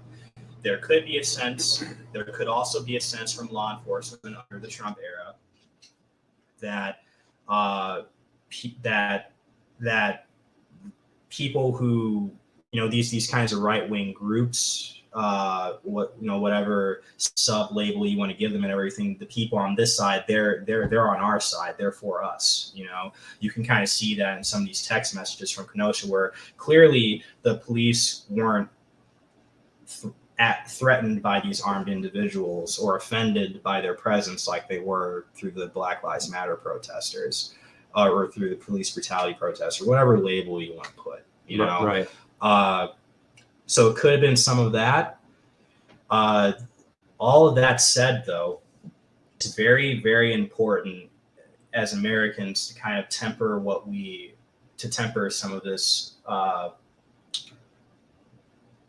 to be careful about what we ask for. After 9/11, there was a rush for mass surveillance. There was a rush for over-militarization. Some people were okay with giving up their civil rights and everything. And one danger with the January 6th Capitol unrest is that there is a danger of that, of people saying, we want to punish these people who did this so badly that we're okay with dissolving their rights. We're okay with the FBI hacking their computers. We're okay with certain things happening, which if it were presented on the other side, we would find that as civil rights violations. So we really have to be careful about what you ask, what you wish for, So it's kind of a multi-layered kind of thing. I think that there was a certain environment that was created under just the era of Trump. And I also think that some of this is just the same ball roll that's been rolling since 2001, man. This country went from,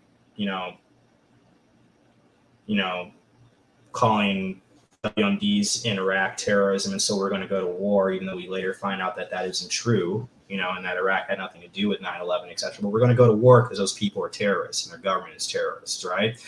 That's terrorism. Many, many years later, the machine has continued to build up.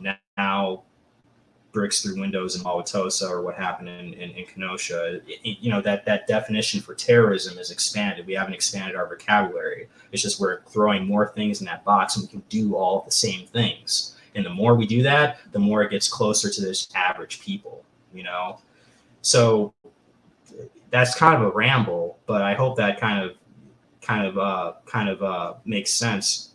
One last thing I'll say about it, when you look at some of the things that were going on with Wauwatosa, there are parallels with the civil rights movement, like COINTELPRO, which is what the FBI was not just surveil some right-wing groups, mostly left-wing groups. Right. Not only surveil them, but actively disrupt them. You see that in some of the Tosa PD documents, where they're not just making lists of people and taking photographs and stuff. They're about, they're putting the mayor on a high value. They're targeting cracks specifically. They're talking about, why are these questioning protesters about why are you guys trying to start a civilian oversight committee? The answer to your earlier question, I think, of like why were they targeted, left wing, for example, during the Trump era, is that they were seen as the threat to the government at the time. Really all it is threat to the government. So under Trump, the left-wing spectrum of things was seen as the threat to the government. Under Biden, after January 6th, particularly that right-wing element. So it's really just the political winds, the winds of politics. But the common denominator, whether you're talking about the 60s or whether you're talking about now, is who does the government perceive is threatening its power, its structure, whether or not that's true. Yeah. It does, though, in certain circumstances where we are seeing like some of these militia style groups that are very anti-government, and then we're seeing, protesters that are begging the government to fucking change some of their things. Wouldn't both sides simultaneously, though, be perceived as a threat to the government because both sides are asking for certain things? Potentially. I mean, like, especially when it gets to a serious enough point. It wasn't just January 6th. We can walk away from that for a second. Let's talk about the Michigan, the plot by a group of people to use armed means to kidnap the Michigan governor for COVID restrictions and stuff like that and bring her back to Wisconsin for, for a trial or whatever they thought they were going to do. Once again, there is some of that, but it also, some of it also is up to the decision of whatever analyst is up in a room somewhere and what their boss is saying, I just recently wrote an article about Kenosha PD having received the protester list, even though they were initially under the impression that they hadn't. This protester list that was created by the Wauwatosa Police Department and shared throughout the area, through many numerous agencies of Southeastern Wisconsin. The former FBI contact that I talked to, Michael German, who's a fellow at the Brennan Center for Justice, he was with the FBI for 16 years. He mentioned how, when that list, due to certain things that happened in Tosa, when everyone on that list was treated as a suspect or treated as a criminal or treated as a terrorist or whatever, it was that analyst, because the FBI searched all the names on the list against criminal and terrorism cases. Michael German's point was that analyst more or less made that decision, so the onus is on that in a way. It's on the Bureau, the FBI, because they're the agency who did this, but it was an analyst's decision to do all those things, put it in a file, and etc. So there are many, many layers you can look at it as. You can look at it through the context of the times, once again, as it was, and what his rhetoric was, and what his supporters, felt, per law enforcement, and also the perception of detective or whatever analyst might be actually involved in these documents that are of question. Right. Sometimes things can be might be ignored or misinterpreted. Some people were really, really surprised when they kind of started to realize, like, oh, some of these groups that we thought were like right-wing militias, they're kind of, they don't like the government either. In some ways they actually agree with the left-wing protesters. So but does that make its way into a report when there's a detective that has a certain, or an analyst that has a certain directions given to them or a certain perspective?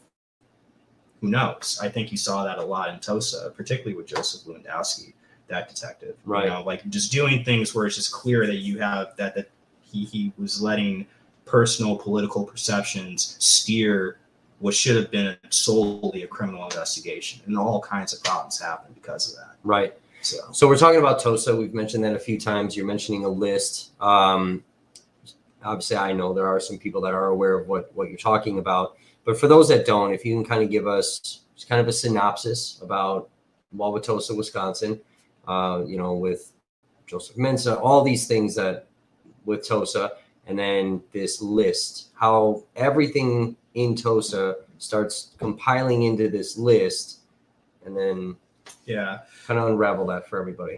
Right. So Wauwatosa, Wisconsin is a city, or kind of a suburban city, in Milwaukee County. Now, just some context, the city of Milwaukee is regarded as one of the most segregated cities in the country.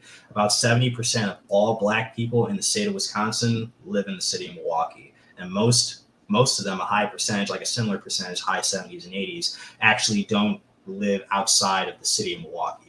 So they live, I misspoke. 70% of all the Black people in the state of Wisconsin live in Milwaukee County, but most of them don't live outside of the city. Okay. You dig? Yeah. So most of them are in the city, It's a very segregated area. Wauwatosa was an area that was really built from the ground up with redlining and stuff like that. There are very distinct borders. Streets were like on one side of the street is Milwaukee, and the quality of the road is of a certain kind. And then when you cross the street, you're in Wauwatosa, and it's smooth as butter. You can see it. It's an area that it's a high 80s or low 90s% a Caucasian white population, and about 5% or below Black people.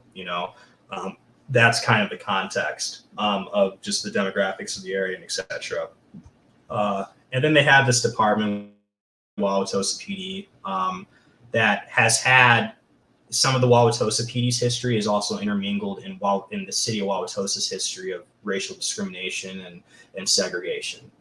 When you have an area where there are literally housing covets that have nothing to do with the police, have housing covets saying Black people are not allowed to own this house, you need a police department to meet public demand, right? And that's basically how it was for most of the 20th century with leading up to the 90s.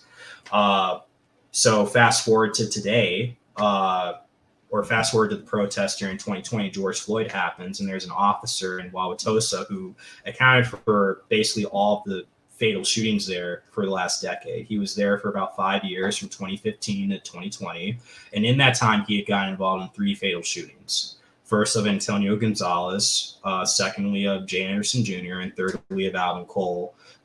Antonio and Jay were killed within the officer's first year. The officer's name is Joseph Mensah. During his probationary period, where any mess up can get you fired. But he wasn't fired. He was actually given a medal for his first shooting. It was called the Medal of Valor. So protesters are protesting in Wauwatosa because of that. There's a growing movement and etc. And unbeknownst to a lot of people, the department starts gathering a lot of information, and they create a list. Officially, what they say is that this is a list of people who were witnesses, victims, or suspects of the activities surrounding the protests or being involved in protests at all. So literally, they're making a list of people based around perceived participation or relation to First Amendment protected activity protests. Okay, it's over 200 people. Kimberly Motley and Deja Vishny, both the lawyers who have represented the families of those individuals who Mensah killed, and also protesters, they're on that list. There are state representatives who have marched with the protesters, who have marched with the People's Revolution, on that list. Many members of the People's Revolution, but there's also people from the Milwaukee Alliance Against Racist and Political Repression. There were labor activists who got laid off during COVID last year who were on that list. All left-wing type people. There's no David Clark isn't on that list. He had a Proud Boys. Yep. No Proud Boys on that route. Yep. Is on that list. Nothing. They have me on that list. I'm the only credentialed professional journalist who's on that list. There are photographers, but some of them were kind of protesters too. They did protest type things, raising the fist in the air and stuff. I didn't do any of that. I was just out there doing my job. I put on that list includes like your name, your date of birth, social media information, even the Facebook page for the Wisconsin Examiner. For me, car details. If you had a criminal record, there's annotations about that. And it was a living document. They kept updating it and etc. There's minors on this list. There's Wauwatosa local activist groups on this list. So not all TPR, the People's Revolution. And shortly before, the day before Wauwatosa had their curfew in October, this list was reshared and called the TPR target list, which explains some of the behavior that we saw on the ground during that curfew from the police. And this list lastly was shared with all kinds of departments. Officially, the Wauwatosa Police Department will only admit that it was shared with the FBI and Milwaukee Police Department, which of course has the Fusion Center. Right. But they also shared it with, I should say more specifically, the crime analyst who created it, Dominic Wachowski, he took it upon himself to share it with numerous other agencies. It's kind of telling that a lot of these agencies make a point that we didn't ask for this list and we didn't use it. Seems to kind of indicate that you kind of sense the tainted fruit in this, But when it was shared with the FBI, it was made back in the summer. at least in early July, possibly way before that. In August, there was an incident outside of Mensa's home where there was like a protest was held outside the home. This is a common tactic for protest even years ago in Milwaukee. It's common to have a protest outside the district attorney's house or the mayor's house or something like that. That wasn't a singled out kind of thing. And during the course of that protest, there's a confrontation of some kind that happens between Mensa and one of the protesters. One of those protesters is open carrying a shotgun. It goes off. People scatter. A couple protesters were arrested and charged after that, and others were questioned.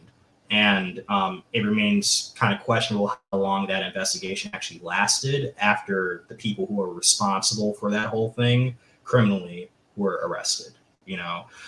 But after that incident in early August, the FBI took this list, which supposedly, according to the Tosa PD, includes witnesses and victims as well as suspects of activities surrounding the protests. They took that and checked all of those names against any nexus to criminal or terrorism cases.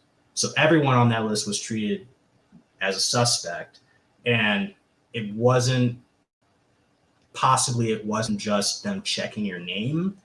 I'm not going to go into many specifics, but I did have some cybersecurity concerns with my work computer that happened the day the FBI was doing these checks. So it may have been some more stuff going on. It's not just real harm was being done. Things were happening to certain individuals. As a result of this list being shared. And according to the Tosa PD, some of these people are not even suspects of it. It was created based off of First Amendment protected activity. It wasn't based off of we had civil unrest that resulted in property destruction, so then we made this list. That's not what that list is. And the issue is that it was shared informally a lot. So through Dominic and through other means. So the Kenosha Police Department, even though they didn't initially realize they had received this list, actually did receive it. And it was your guy, Pablo Torres, who was the point of contact for that. So maybe you can tell us about Pablo. Let's talk about that. So I'm going to share, for those of you guys that haven't read this article, so this is Isaiah's article where he's talking about how he was put on this Tosa list, and you kind of show like a picture, an image of what the list sort of looks like. Of what my entry looks like. Yeah, there's social media pictures, my driver's license picture. It says. All right. So we know that this list, it's shared around, right? However, secretly, formally, whatever, this list is everywhere, right? And soon, and I even filmed a thing where attorney Kim Motley had come out and she announced the list, and then I started filing open records requests and everything with these various agencies around here, trying to see who has the list. Did Kenosha Police Department have the list? And I'm told that there's no responsive records to my request, and the typical bullshit language that's being used.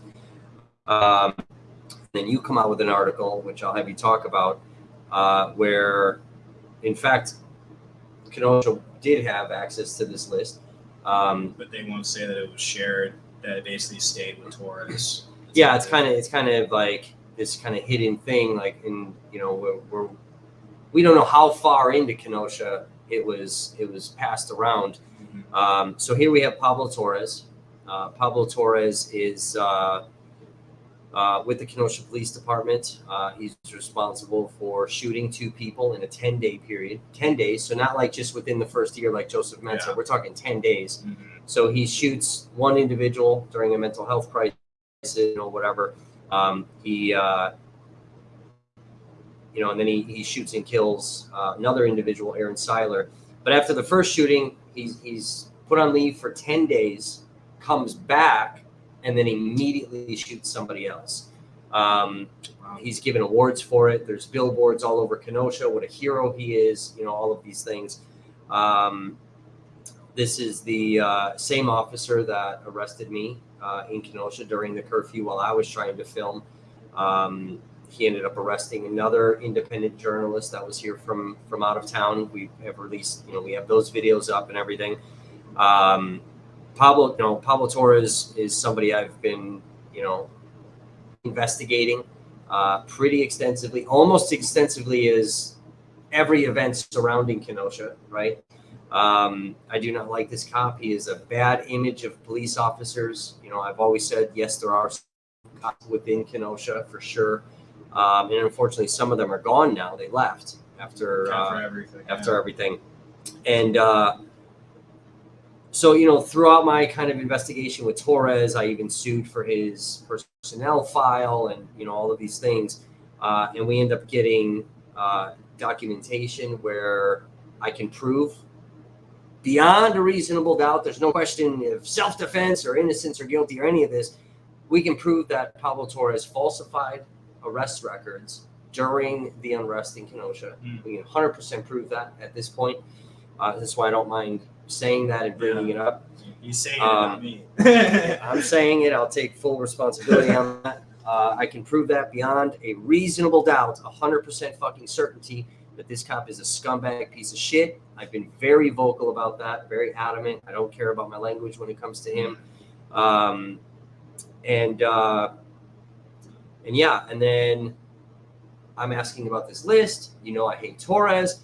And then all of a sudden you release an article about this Wauwatosa protester list. And here we are again with my favorite cop, Pablo Torres, once again in the spotlight. Tell us, what is... Yeah, so one thing too is, just cut the department some slack. I wouldn't do that, but well, yeah, you can. Yeah, well, but just the department themselves, and just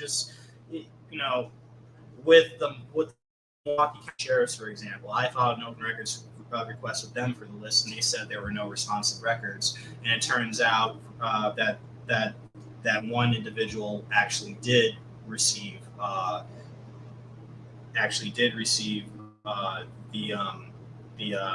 list within their, like, he hit very high position within their SWAT unit, within the Wisconsin SWAT Association, that kind of thing, who actually conferences at the end of September, I believe it was, where they were lesson learned conferences from lessons learned from Kenosha and Wauwatosa and Milwaukee civil unrest. So obviously this individual received that list, but the Milwaukee Sheriff's Department said an open record request that they didn't have anything. So a similar thing kind of happened with Kenosha. It seems like these departments can't really keep up with where it all went, and that's a problem, number one.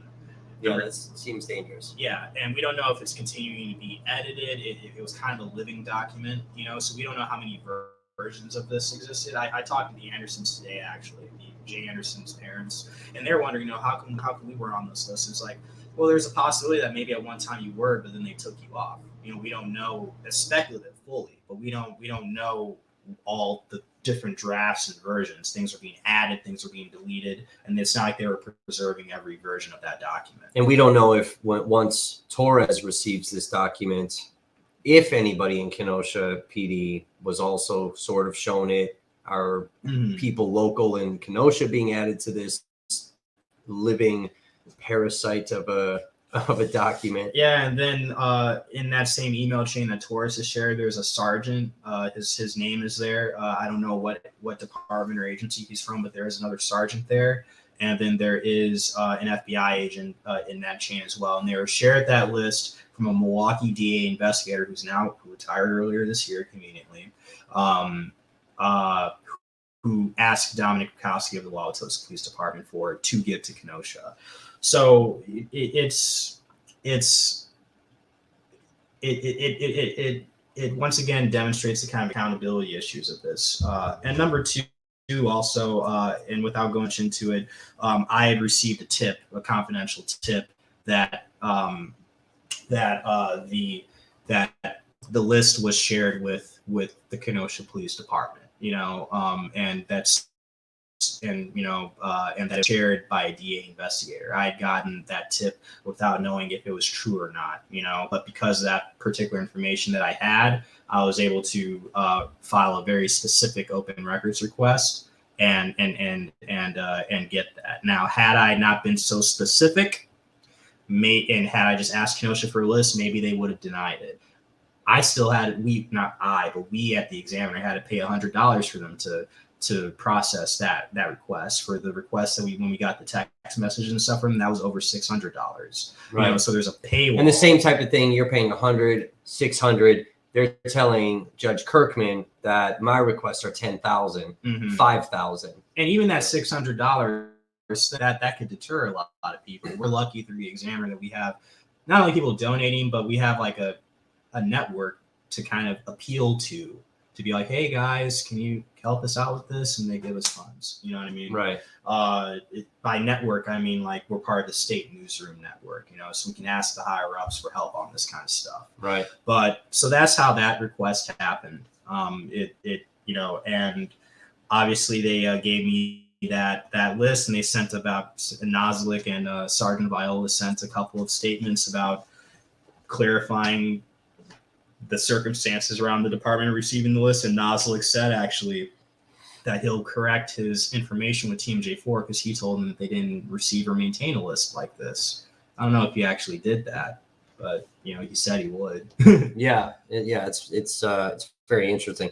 I mean, there's things where we put out a thing with again via open records and text messages where we have this Waukesha County Sheriff, a division supervisor, where he's bragging about Kyle Rittenhouse shooting people. He's like laughing and loving this video. And then he's also aware of militia members slashing protester tires in Kenosha. And right. I had asked the Kenosha and that was half an hour before, like the text message that we received about the tire slashing, half an hour before Rittenhouse's shooting. Right. You knew that they were escalating. Right.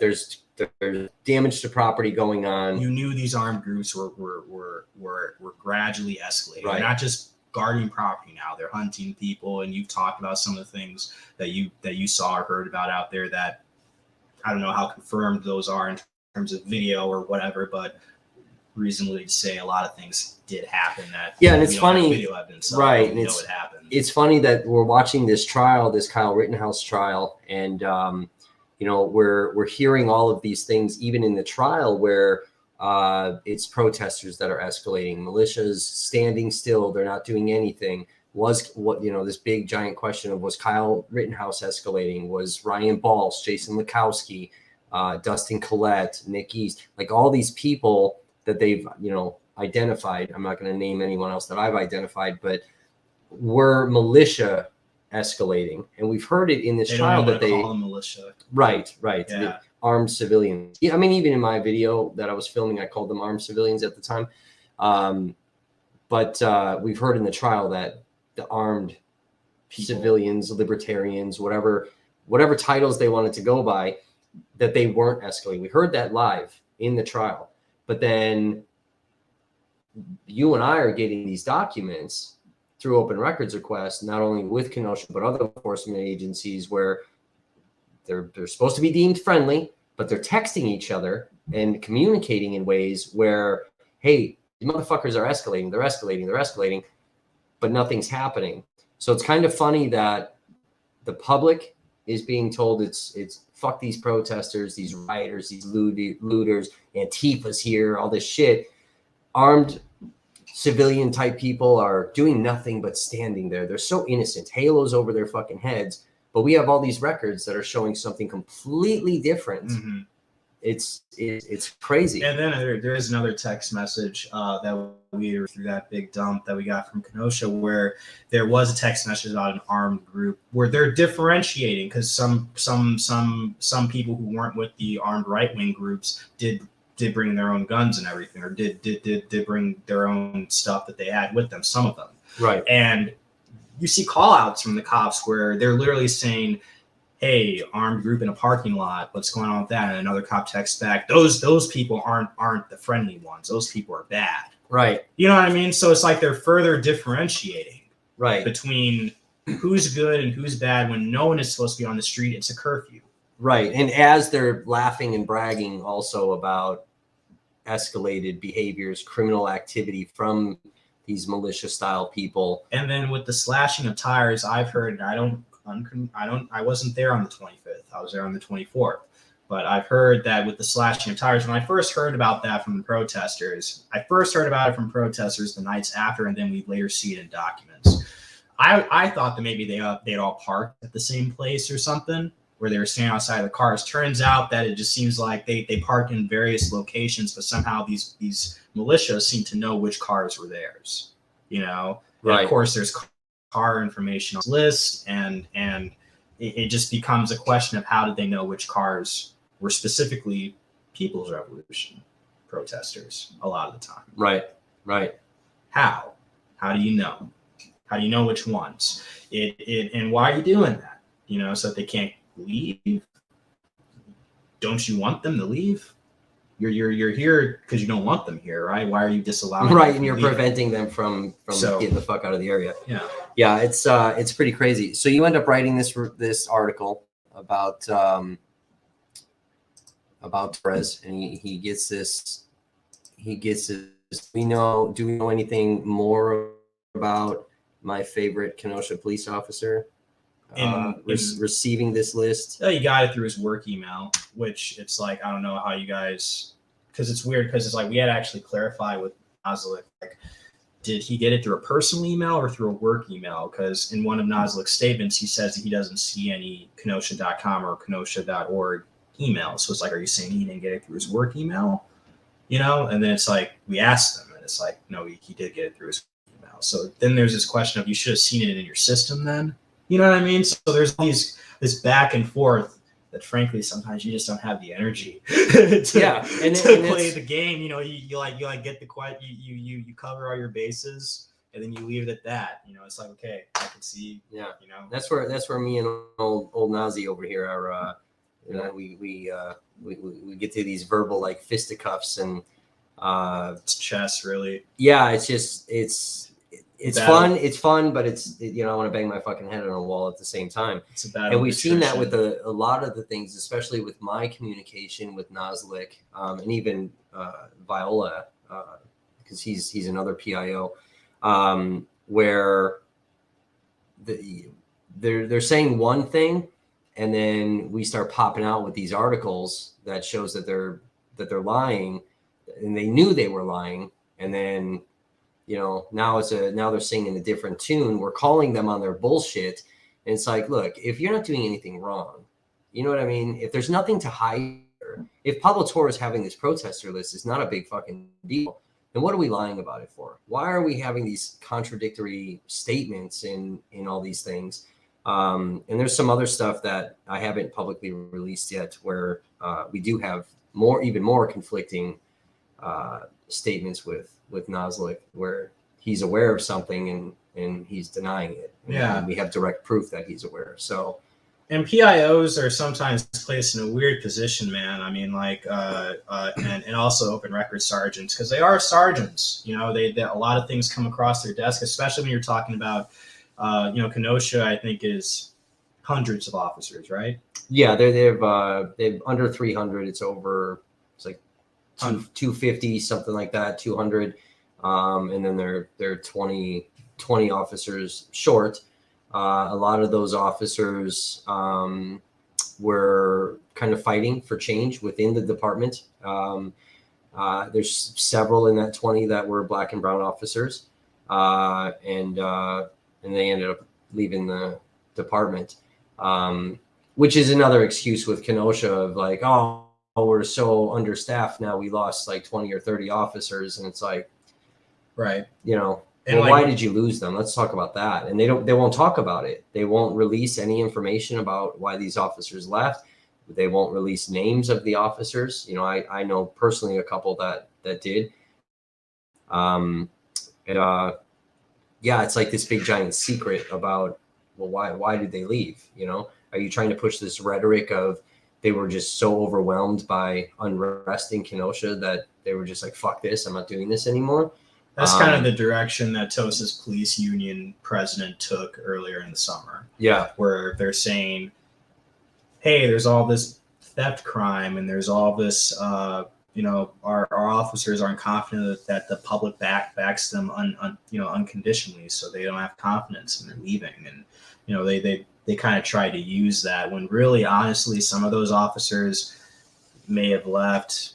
I'm thinking of one in particular may have left maybe because they knew what was speculative, but maybe because they knew what was coming, because they left that particular individual. He was high ranking and he left during the summer before things started getting really heavy in Tosa. He left right before they really started to, not just stuff we found out in the background and not just slashing tires and, with the strips, and stuff like that. And not just stuff like that, calling people out by name, making it very clear that intelligence was being collected. Right. Yep. I had an exchange with an officer where, he was calling me out by name and telling me not to walk somewhere. And I was in the street and I was trying to go to the sidewalk and he's telling me to basically not do that. Even I don't want to be in the street, Yeah. And he's worried that I'm going to go past him. And I'm telling him I'm not going to go past you. I just want to get out of the street.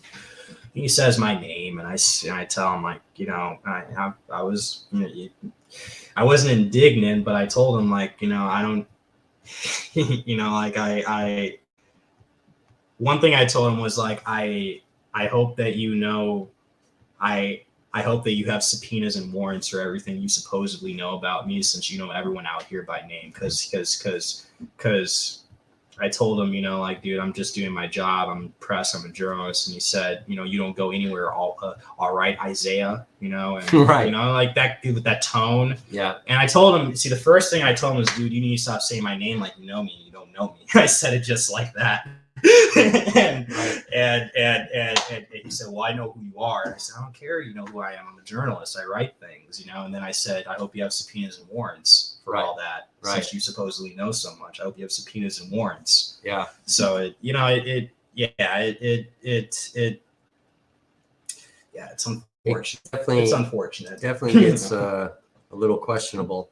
All right, so I'm going to share Isaiah's article here about Torres getting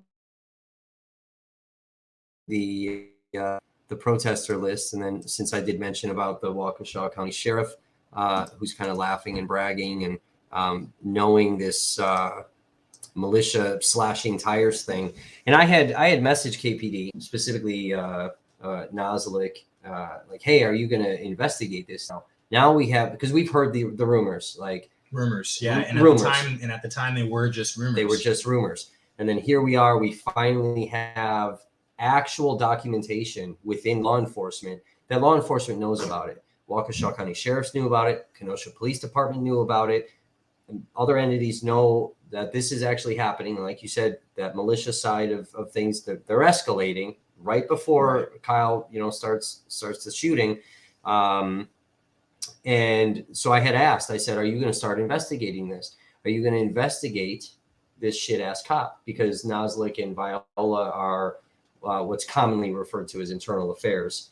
Are they? Both of them are. Yeah. Yeah, because they're admin sergeants, right? Yeah. Yeah. So they not only handle all the public information, but they're also internal affairs. A lot of things come across those guys' desks. A lot does. Yeah. So I said, since you're, and there's a professional name for their title, but just for ease of comment, internal affairs. So I said, since you're in internal affairs, are you going to investigate this cop? Are you going to investigate these militia members, softwares, all these things? Are you going to start investigating these people and start arresting them? Because no militia was arrested during any of this. And he says, I'll turn it over to the detective bureau. Okay. So then I wait a little while, whatever, and I follow up, like, what's going on? Which detective did you hand this over to? Who's assigned to this? Because I want to follow up with them for my article, all this and that, whatever. And then I'm told that KPD is not investigating. It's not their problem. It's none of their business. Contact Waukesha County. Oh, okay. So yeah, so I have that article. I'll share the Waukesha County Sheriff article with you guys. This is up on my website. And once again, while there is a lot of intelligence and information being gathered actively real time on what you would assume to be Black Lives Matter type protesters, none of that was being done as far as we can tell on the so-called Kenosha Guard militias. Yeah, and Kevin Matthewson's very proud to stand behind the Kenosha Guard thing, and he's not backing down.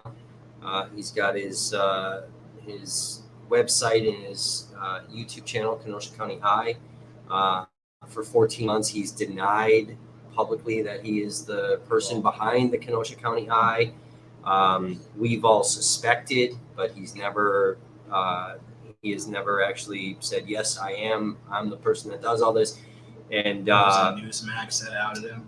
Yeah, it was. Well, I mean, not really news. It's his own self that outed himself. His arrogant fucking ego. When he emails, like he's emailed me, but it's always under some woman. Like a female name. Like a female name. Yeah, this fake name, and he's got many fake names that he uses on social media and all this shit. And so every time I get, he emails, I'm like, all right, Kevin, like, what the fuck do you want now, right? And he's like, oh, are you talking to yourself? And no, you dickhead, I'm talking to you, you fuck. So then here he goes on, he's in the courtroom of the Rittenhouse trial, right? So we all thought he's subpoenaed. We saw this, I think it was the New York Times that did this kind of interview thing and, right. Said he was subpoenaed. And here he's sitting in the courtroom, he's right next to Wendy. And nobody's really paying attention. They, some people that might know him are like, oh, why the fuck is Kevin Matthewson in this courtroom? And I'm staring at him, and I'm looking at the shirt he's wearing, and I see this emblem, and I'm like, what the fuck is the emblem? Like, that looks so familiar, but I can't make it out because the camera's not zoomed on, Right. So then I see this video pop up on his channel. And it's, the editor of the Kenosha County Eye, whatever. And then here's this Newsmax thing. And he's sitting there giving this fucking interview, the same stupid shirt with the Kenosha County Eye emblem. And he refers to himself on his own YouTube channel that he's the editor behind the Kenosha County Eye. And I'm like, you fucking arrogant, egotistical fuck. Like, you have been denying this for 14 months. And you couldn't just shut the fuck up and keep denying it. Now it's his time to shine. And, you're right. Now it's his time to shine, and he's getting this publicity and all this stuff. And so now we have his ass. And then also, he's got the CBS video with Kyle Rittenhouse on the page. And that video is under lock and key in the court file. But he got it somehow. But he somehow has it. Nobody has that video, but he somehow has it. It's under lock and key, and that file is not public record yet. Kyle Rittenhouse file from this trial. And I've already alleged before during my mandamus lawsuit that there was a leak directly to Kevin Matthewson. The courthouse denies it. And, we've obtained video footage of Matthewson in there right after I'm fucking filing this thing. I got weird emails coming to me fucking within a minute, 2 minutes, asking me about my mandamus lawsuit. Nobody even knew I was fucking in Kenosha. You know what I mean? So it's like, how is he on top of it? Like, yeah, how's he so fucking on top of it? But yeah, so it's funny with Matthews. But yeah, he's very proud. He's very proud of, and and even in that Newsmax thing, he's like, he's kind of saying that there were thousands of people that came to our community to take up arms. No, there wasn't. There's so much rhetoric. You were out there that night, so did you see? No. I mean, there were clearly, I think it could say several dozen at least, probably. Well, I mean, I happened to just dumb luck record the police scanner. I got 25 minutes of the scanner, and they counted 125 to 150 armed militia, and then they lost them. Like a fucking spaceship just came down and snatched them up. So let's just say 200 militia. Within town area, not in just the gas station, the downtown area. when I was coming down, because I was kind of way on the north side, and I was walking down there. There were definitely some militia that were standing around, and then there were armed homeowners that put up their own barricades on the streets into their neighborhoods, standing guard there, standing guard outside of their house. Which that kind of stuff gets with a certain historical context. I get concerns about curfew and making sure you're vetting people who are coming. I get that, but once again, the militia started becoming more proactive. They weren't just guarding the entrances of neighborhoods; they're going out, and once again, when your area becomes a sundown town, that sundown town, that there's just a certain, I get the context of what's happening right now, but functionally there's a historical context here, which if this is happening, after everything is done with the trial and everything, and there's still people saying you can't come in our neighborhood past 9 and they're not cops. Even if that's cops, that's questionable. We call that profile because this is America, where we from. Right. I can drive through your neighborhood if I want to. Right. And we have a situation where we're seeing in another trial that's not getting as much publicity with Ahmaud Arbery, where he's jogging through a neighborhood and you have these individuals that are basically hunting him down in their trucks. Truck, like it literally looks right. old because they don't recognize him. And even though a bunch of other people went in with Ahmaud Arbery, he was a jogger. And there was a house that was being built, and many people had gone inside that house to see its progress and everything. Even when I was a kid, my father would take me out to where they were building the big houses for the rich. And, he's like, "Hey, son, one day maybe we'll live in a house like that." Like that's a thing that happens. You know what I mean? So Ahmaud goes, and this is in Georgia. Ahmaud goes and stops at that place, checks out the progress, continues on the jog, and these two individuals, father and son, pair, and then another person behind them, they chase him down with they have a shotgun in their truck. They're chasing him down. They run him off the road. Ahmaud, cornered, decides to try to defend himself with his hands, and he gets shot by this shotgun. And once again, there's, similar to the Kyle Rittenhouse trial, there's only one person. This is a county in Georgia where about 1 out of every 4 was black, but only one person on the jury is a person of color at all. Right. And then the other day you have this situation where the defense attorney for these individuals saying, we don't want any more black pastors in here to intimidate the jury, because Jesse Jackson was there sitting with the family, and just his presence. And this is why people say, this is not a political statement, but this is why people say Black Lives Matter, because as black people and minorities, but as black people in this particular context, it's like constantly having to justify why you're allowed to be somewhere and walk into this building, walk down this street, why you're allowed to exist. Right. Right.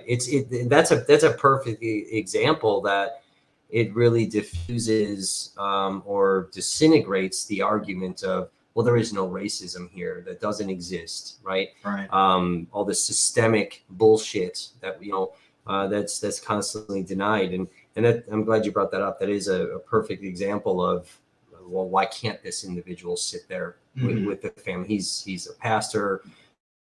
Would be okay if a white pastor with no name recognition sat with the family? Would the defense attorney be okay? Right. Would that have been okay? Right. But because you're literally sitting there saying black pastors.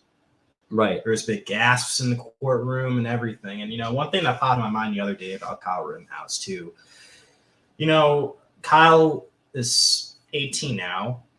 I don't know if he would still be in high school, but he was 17 at the time of the shooting, and U.S. presidents served 4 years, 4-year terms. Mm-hmm. You got to understand that Donald Trump, the Trump era, was Kyle's experience politically. And I standpoint, because, when I was his age, Obama was president. And that was in the context, 16, 17 was around the time that I started attention to politics. You know what I mean? Mm-hmm. That I broke away from Spyro the Dragon and Halo and started to really understand the world that was around me, in that particular way. For Kyle, that happened under Trump. You know what I mean? So I think that's also a part of this that is, I don't know how relevant it is to the trial and et cetera. But in terms of the mentality and what was in his head and how he was formed leading up to that, those 4 years were his high school experience. He went from middle school, he went into high school, Trump becomes president. You dig what I'm saying? That 4 years was his 4 years in high school. For a lot of people, that's when they wake up politically. That's when they pay attention to stuff. Right.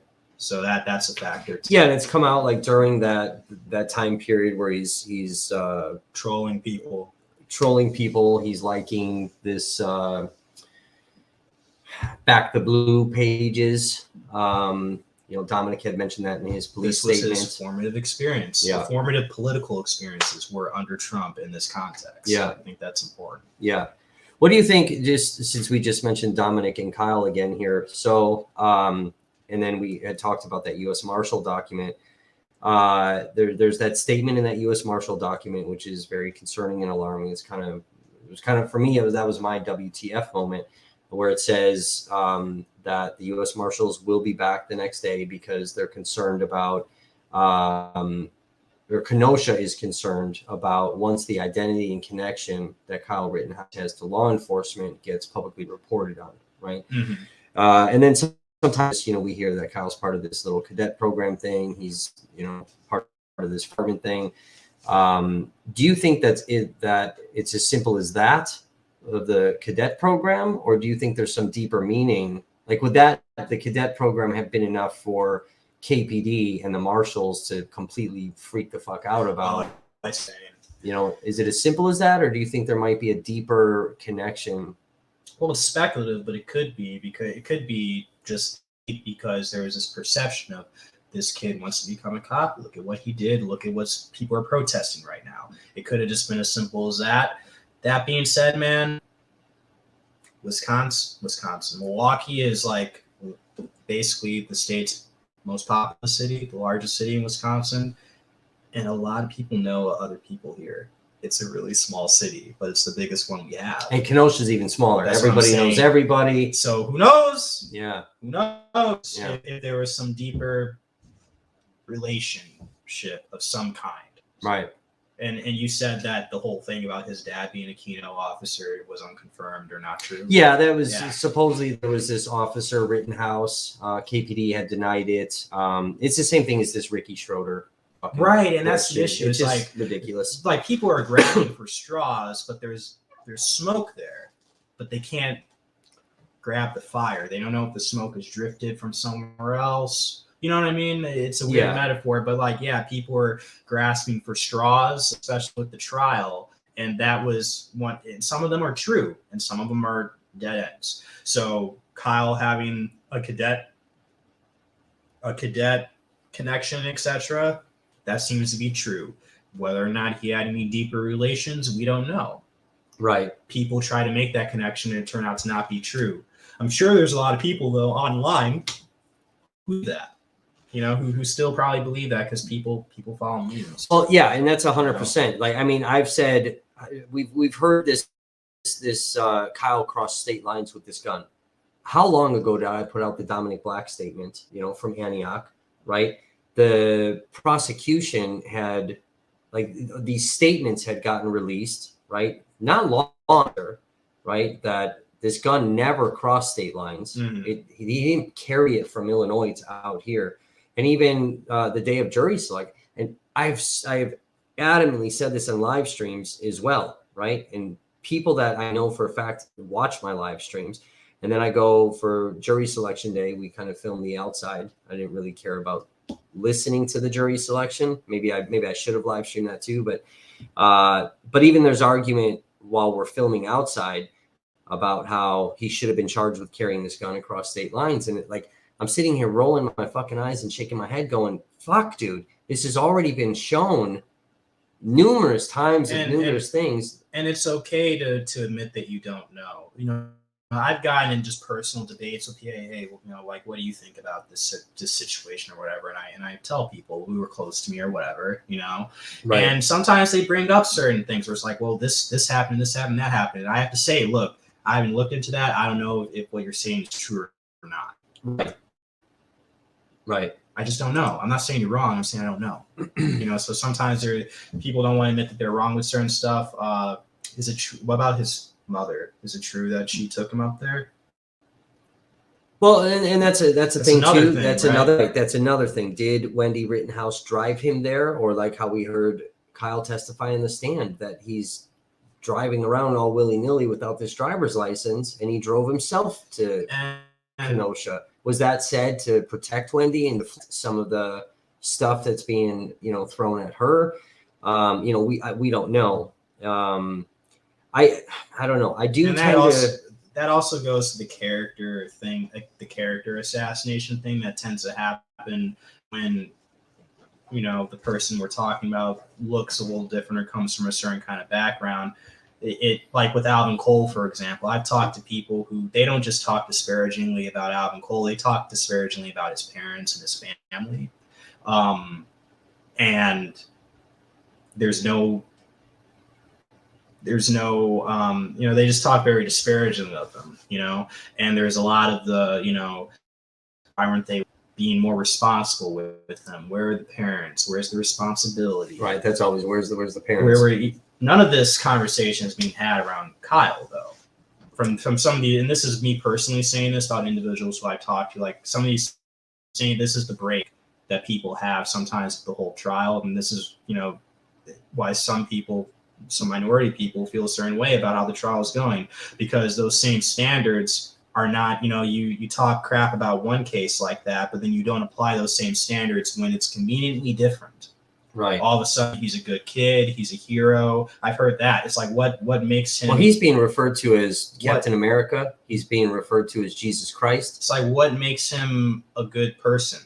What, he was in a police cadet training program? We have lots of cops who do wrong things all the time. That doesn't make, just because you're a cop doesn't mean you're a good person. Right. Right. So yeah, so what are we talking about here? Right. There's very about this family. There's some stuff, divorce, child support things. We know that Kyle, and this is where, and I've said this, I've talked about this during my live streams, and it's like how deep in I just did a documentary thing where I gave a statement, but and maybe they'll put it in, I don't know, but just coming at this from a human being, right? Obviously. Right. I was on the streets. I saw things that were happening. I watched Anthony and Gage get shot, and it's all fucked up, right? Right. And I've said before, like everybody on that street was a victim, right? And not just a victim of each other, but a victim of the system, where the system failed everybody that was out there at that point. A victim of the rhetoric, targeted algorithms, right. Targeting people, ads and videos, right. Making them, riling everybody up, getting them all fucking crazy. And then we have Kenosha residents that still have no idea what's going on, but they're forming these belief systems based off clippets and the bullshit that the law enforcement tells them. And there are people who are willing to accept everything law enforcement says as gospel, even when right? Even when they turn out to be, that's not true. It's just not true. And why won't you admit that it's not true? How can you just say, oh, well, they had a good reason to lie to us? Right, they had a good reason to lie to us. Yeah, but you're supposed to be a small government conservative, though. Right. Yeah, it's a lot of things that don't make sense. We've seen or heard, not seen, but heard where. Kyle's being picked on and bullied at school. Wendy pulls him out, because she's concerned. I think any parent, doesn't matter sides and colors and all these things, any parent would be concerned about that. But we see young Kyle where he's having these struggles with school. He seems where he's a very impressionable kid where he's trying to fit in. He doesn't know where he belongs. And somehow he gets engaged with guns and with law enforcement and fire department even, and then obviously you and I investigate police departments, so we already know the types of things that are being said or shown to Kyle within law enforcement, right? Where he's forming these opinions, and maybe he doesn't have factual knowledge and basis behind the things that he's being taught. And like you said, these years here are these formidable years. Yeah. I think he's very fucking lost. I've said, watching the Antioch interviews, when we see Kyle break down, hysterical, and he's asking for a therapist multiple times. Look, let me ask you something. How did that compare to him on the stand? My personal opinion about the crying shit, I think him crying in Antioch, I think that was 100% real. I think the kid at that point realized, whether it's a fucking self-defense, not a self-defense, it is self-defense, but not true self-defense. The reality hit him that he took human life. Yes, yeah. I think that was 100% real. I think what he said of, you guys get me a therapist. I don't want PTSD. Like, I'm fucking struggling. It's too late. It's going to happen. Yeah. So I think that PTSD works. It's brewing your brain. It's brewing. Yeah. So I do think that was 100% real. The stand looked performancy. He's looking over at the jury. He kind of pauses in the hysterics. Yeah. He's looking. His eyes were super shifty. Which could be nervous, but he could also be looking for cues. Right. And maybe not even, because you were bringing up in one of your lives, maybe he's not looking. I was thinking to myself, man, he might even not be speculative, but he might not even be looking at the defense attorney. He might be looking at his mom or at whoever is in that front row behind dude. Right. He could not have been because at one point Binger accuses him looking at Richards, and he could have been looking at mom. He could have been looking at Mackenzie. Who knows? Who's Mackenzie? The sister that Dominic dated. Yeah. So it from me watching the Antioch video, and then obviously there's memes of Kyle up on the stand and all of that shit. But it was different. It seemed rehearsed. It didn't seem real. And then we have the judges asking him later, if he's aware of these decisions, and his attorneys are saying these things, you can totally, boycott what they're saying and do your own shit. And he says, no, I'm aware, whatever. And then the judge is asking him basically, like, are there any mental health issues and things? And he kind of leans over, and I already knew. I'm like, the kid's in therapy. That's what he's asking him. Like, am I supposed to answer? And then Richards makes this point to say, hey, he asked because he's in therapy. He has PTSD. And is that accurate? Are we looking at where maybe the stand was very performative, but when he goes home, he's having fucking nightmares? You know what I mean? And like, take away the celebratory bullshit of the Proud Boys, and where again he's being influenced. He's being brought into an in-group that accepts him. Right. And that's which is where what any teenager wants. And that's where I think young Kyle.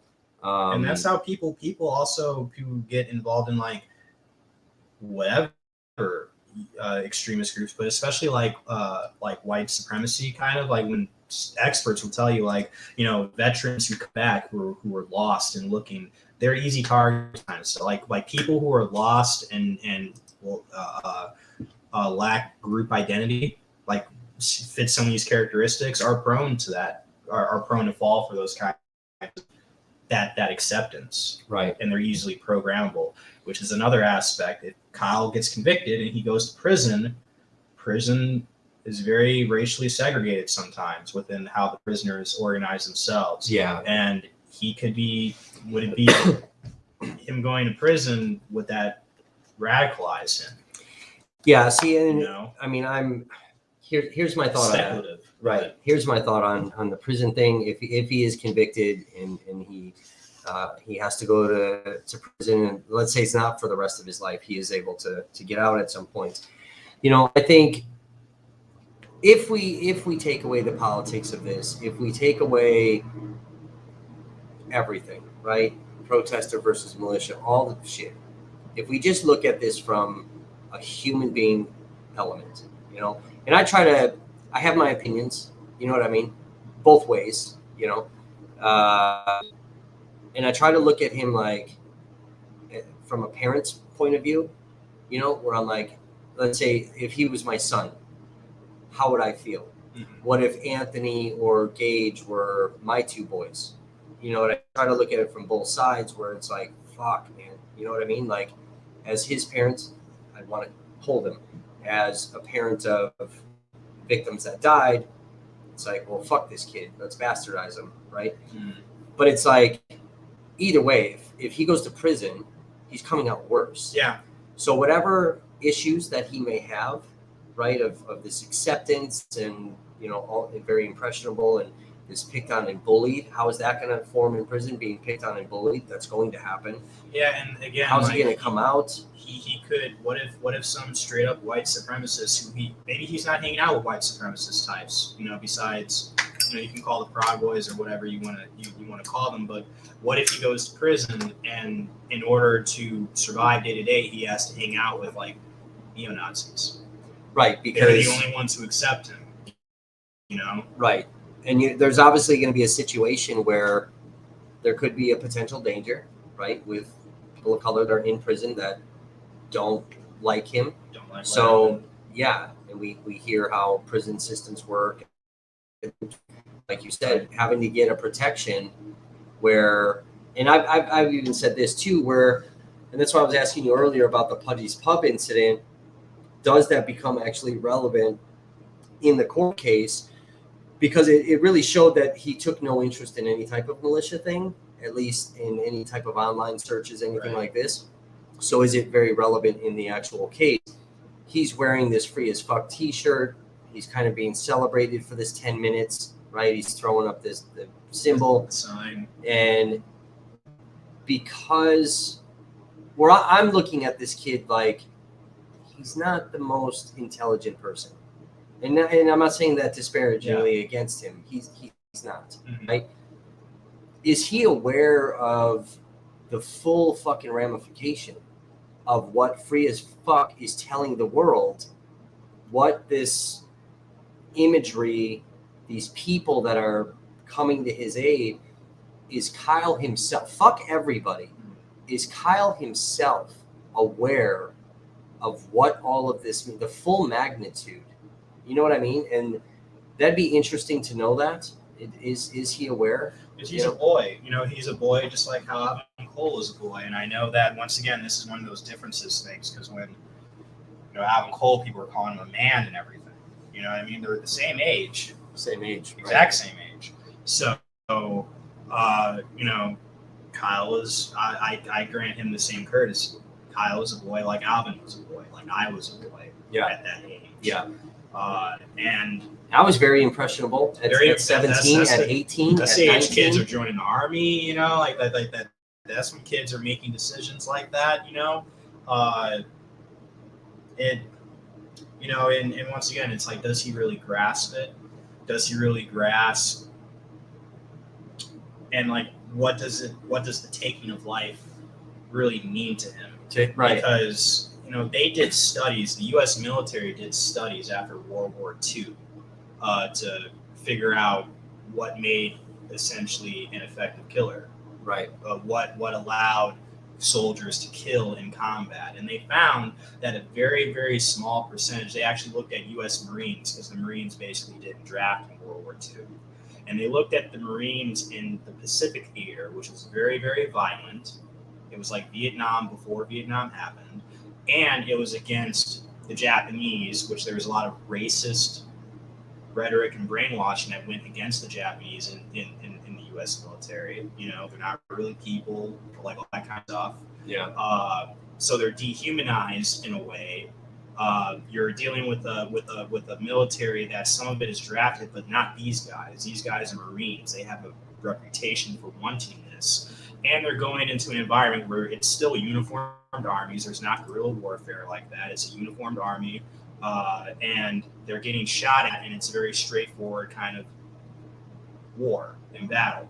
Most of them, the vast percentage of them, after basic training, after all that rhetoric and brainwashing and everything, they're peeing and pooping their pants. They're having nervous breakdowns. They're crying. They don't want to fire their guns. The ones who do fire their guns, some of them are purposely missing, purposely shooting too high because their sergeant is yelling at them to fire. Some of them are taking non-lethal shots. There's actually a very small percentage, like 15 to 25%, who actually are killing, intending to kill.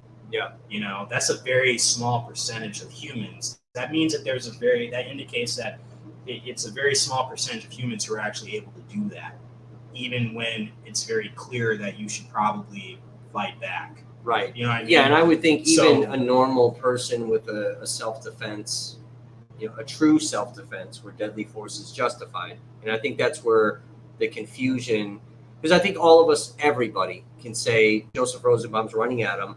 Anybody can reasonably conclude, right, because we're using this legal verbiage, reasonably conclude that Rosenbaum is about to attack.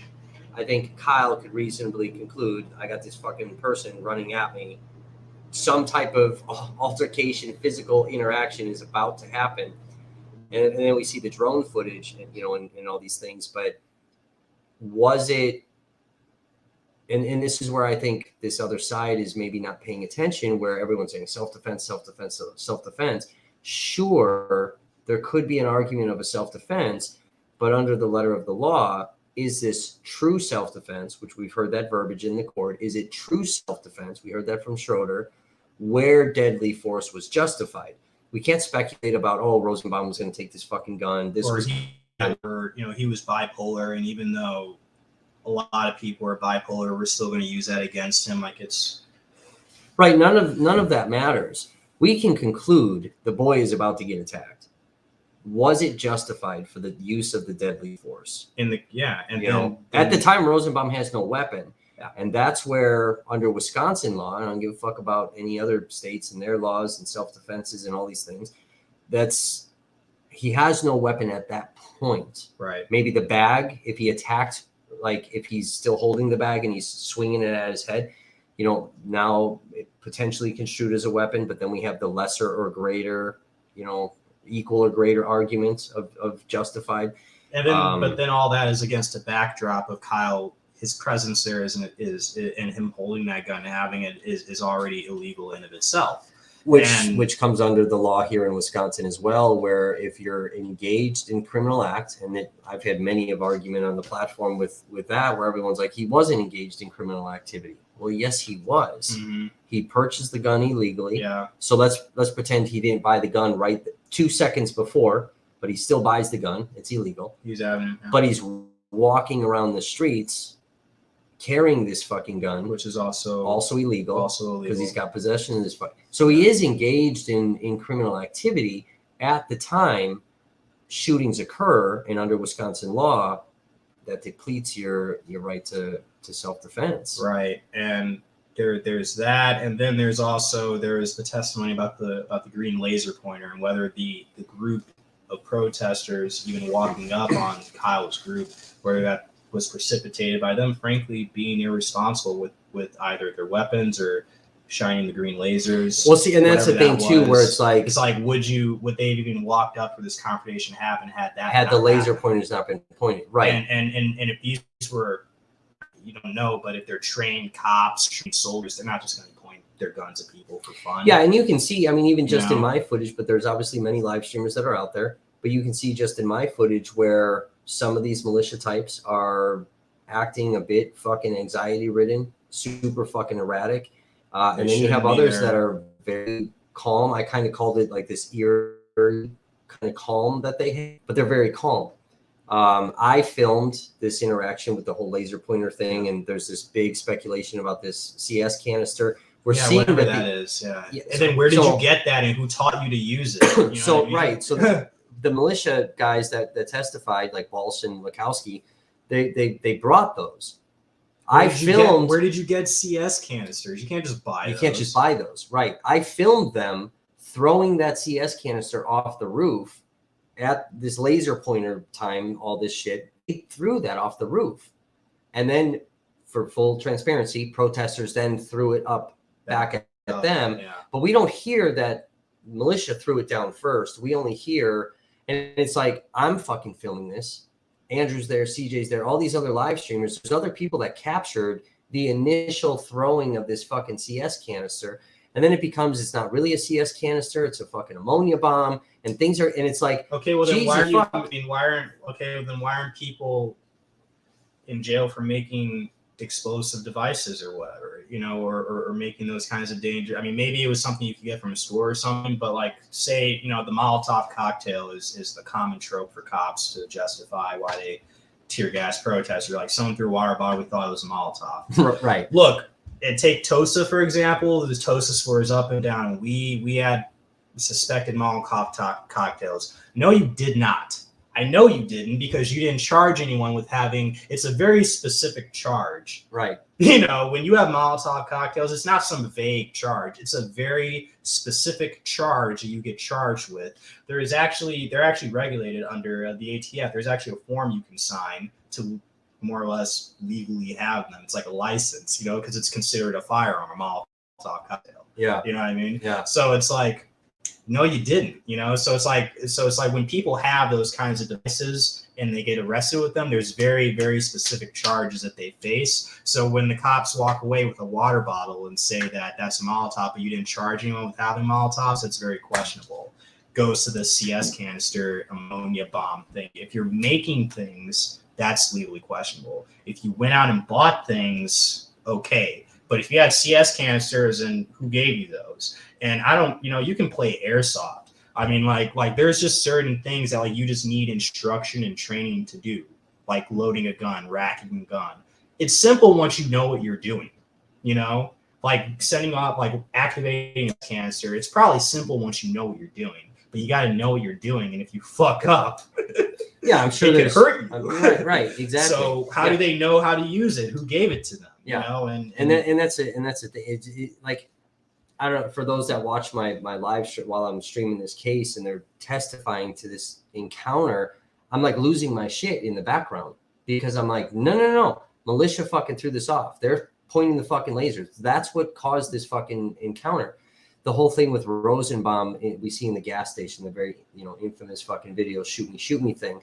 And there's this, there was a comment in the trial about, well, militia pointed their guns first, but it's not really a focus of it. And it's just like protesters engaged with militia. That's not what fucking happened. Mm-hmm. Militia, as protesters are coming, there were militia members that pointed their guns at these protesters. I even had kind of an aggressive verbal, who the fuck are you? What side are you on? Type of thing. We don't want fuck faces here. I captured that on video as I'm one of the first people into the gas station. And, but it's just this very limited, you know, militia encounter. Everything was so focused on the protest people and then the rioters. And let's be clear, because there were rioters. Yeah. Right. Not every person that was out there is a rioter. Right. Yeah. You know? Yeah, that's the issue. That's why bills like you get a crowd of people, let's charge everyone with a felony for something that, you know, I mean, that's why that's problematic. You're not differentiating. Yeah. Yeah, exactly. Yeah. This is going to be a very interesting trial. All right. We'll open it up just here for a couple minutes. If anybody has a specific question for Isaiah, if you want, use the bathroom real quick. yeah, go ahead. I'll be right back. If you do have a question, you got to send a super chat. We'll ask Isaiah. Take a quick little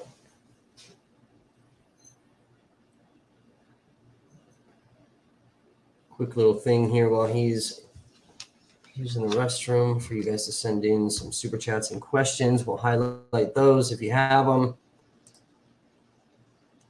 Stay on for just a little bit longer. So if anything that we've talked about tonight related to some of Isaiah's articles, privacy things, I will post a link. You guys can read Isaiah's articles, all of his articles that he's written.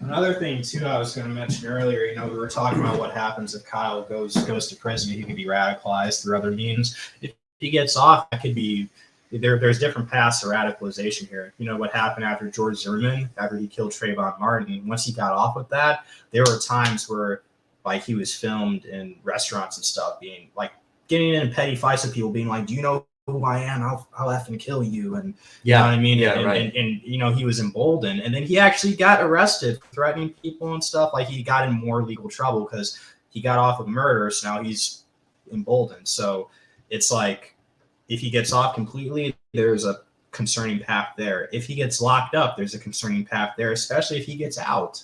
Right. You know? Right. And sometimes people form cult followings within prison. Yeah. You know? Yeah. I think like either Charlie Manson, like that, like people continue, continue. I don't mean, maybe that's a too extreme, but just these high profile cases where people continue to send love letters to the person and etc. while they're in prison. Like their following doesn't die, you know? Right. Yeah, exactly. Exactly. All right. Anybody have any questions for Isaiah? Anything we talked about? We got a few. We'll stay on for a few minutes here. If you guys got questions, if you have questions, send a super chat in so we can highlight the question, and we'll have Isaiah answer it. And if it's something I can answer, I will do that to the best of my ability. While we're kind of waiting here for see if anyone wants to send in a super chat to ask a question, are there anything that you're kind of working on that's going to be coming down the pipeline that you can sort of talk to us about, fill us in on? Anything coming? Yeah, well, we're going to be following, continuing to follow issues like surveillance issues and issues around the protests. We've written several stories about the protester list because it's this kind of evolving puzzle to unravel, you know, to see how it was used, how far it went, and what the implications are. So we'll be continuing to follow that. We'll be continuing to dig into the relationships between, you know, what happened on August 25th in Kenosha, particularly as it relates to law enforcement. Continuing to follow those kinds of trails, similar to what you did with the fourth victim. You get one clue and you just keep collecting clues, you know? Right.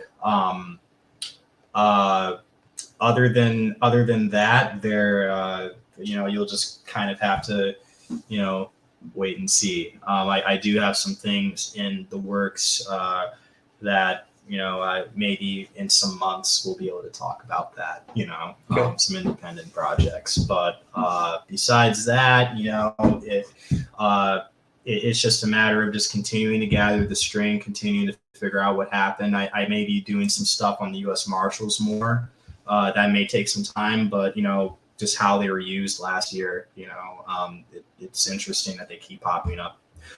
Portland and because we know they came from open records that we got. We know they were immediately dispatched from Portland to come, even though we were lied to and said that wouldn't happen. And right, you know, and to be honest with you, I kind of funny story. After I found out about that, I thought it would be a good idea to ask like the senators and stuff for comment. And it kind of, I don't know if it picked a fight between Senator Baldwin and the U.S. attorney at the time, Matthew Kruger. But you know, after we came out with those stories, he resigned. Yeah. So yeah, it's interesting. Nikki Ram 25 sent a super chat in. She says, "No question, but appreciate the discussion." Thank you, Nikki. Thank you, Nikki, and wonderful profile picture. Perfect. All right. Any questions for Isaiah? Send in a super chat. We will highlight your super chat and ask Isaiah the question. We did have 2 super chats that came in earlier, just comments. Cream City News had popped in for a moment. If you guys are not familiar with Cream City News, he's out here in the Milwaukee County area. He's I don't know if I'd call him a First Amendment auditor. He's more like he's one of those more types. Cop watcher, but he does some First Amendment type things. But it's more cop watching of you know, are you doing your fucking job? Are you about to violate my rights as a journalist? Right. But he's got a YouTube channel, Cream City News. He pops up all the time. It's fucking hilarious. It's absolutely hilarious. Right. It's kind of funny too. One of the guys who was testifying on, what is his name? CJ. One of those guys who was testifying wrote for Cop Block. I don't know that guy, but that was one of the blog sites that I first started out on, writing you could really post a lot of things on Cop Block at the time. I really focused on just hard news. I didn't want to do opinionated kind of stuff. I really wanted to use that as a kind of training ground. So it's just kind of funny, that it's a small world. Yeah, he. I think that was Kristan, right, from Rundown Live. Mm-hmm. Yeah, he went on, and this is very interesting because I hadn't heard this until it was pointed out to me by a follower. But after he was done testifying, he went on CJTV and gave an interview on CJ's live stream, where we hear all this active gunfire everywhere on that night, and Kristan said that after Kyle was done shooting, remember how we heard testimony that these vans had pulled up with getting the militia out of the van and all this stuff. Yeah. So after Kyle's done shooting, one of those vans pulled up and started firing rifle rounds into the crowd, almost like laying down a cover fire. So very, very interesting. And there's folks seem to be under the impression that there was almost like a private military type company out there, somewhere, someone more official. And I'm like, we got an open records request to the sheriff's office that basically a private security company, armed security, and they also trained people, had tried to pitch their services to the Kenosha police after that. Basically, let's do militia, what happened here, except more, all of a sudden other problems happen. Right. So some of those offers did happen after the fact, but I don't know about any confirmation of any rumors of Blackwater type people who were there. But that sounds like that, does it not? Yeah, and I think there was some mention of Blackwater in the testimony here. Mm-hmm. All right. Any other super chats coming in? Ask Isaiah a question. Are you going to be out in Kenosha following the verdict at all? Or? Quite possibly. Quite possibly. It could. Right now, there's a lot. We're very fortunate. It's one of the most watched trials on the planet right now. So there's a lot of streaming, uninterrupted streams and stuff. We'll see.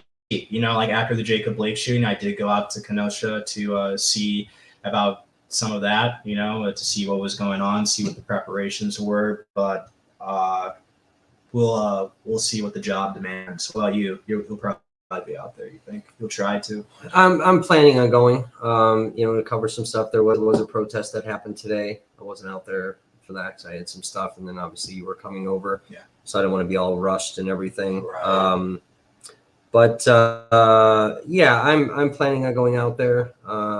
We've got National Guard that's activated, which I think what's going to happen, same as how we saw with the Chesky Blake decision, where fencing was delivered overnight in the middle of the night, so nobody saw it, and then it was constructed the following morning. So I think speculating, but based on past.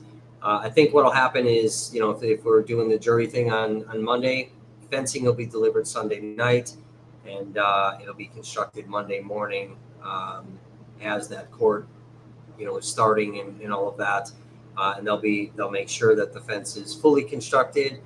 The National Guard will then be present. We'll see some other agencies that'll be out there. That's what I think will happen. And everyone getting concerned, it's fear tactics, it's panic. Nothing is going to fucking happen. I've been saying this for months. I said it back during the Chesky Blake decision. I chastised Kenosha again, the citizens and the fucking police department. You are feeding into bullshit.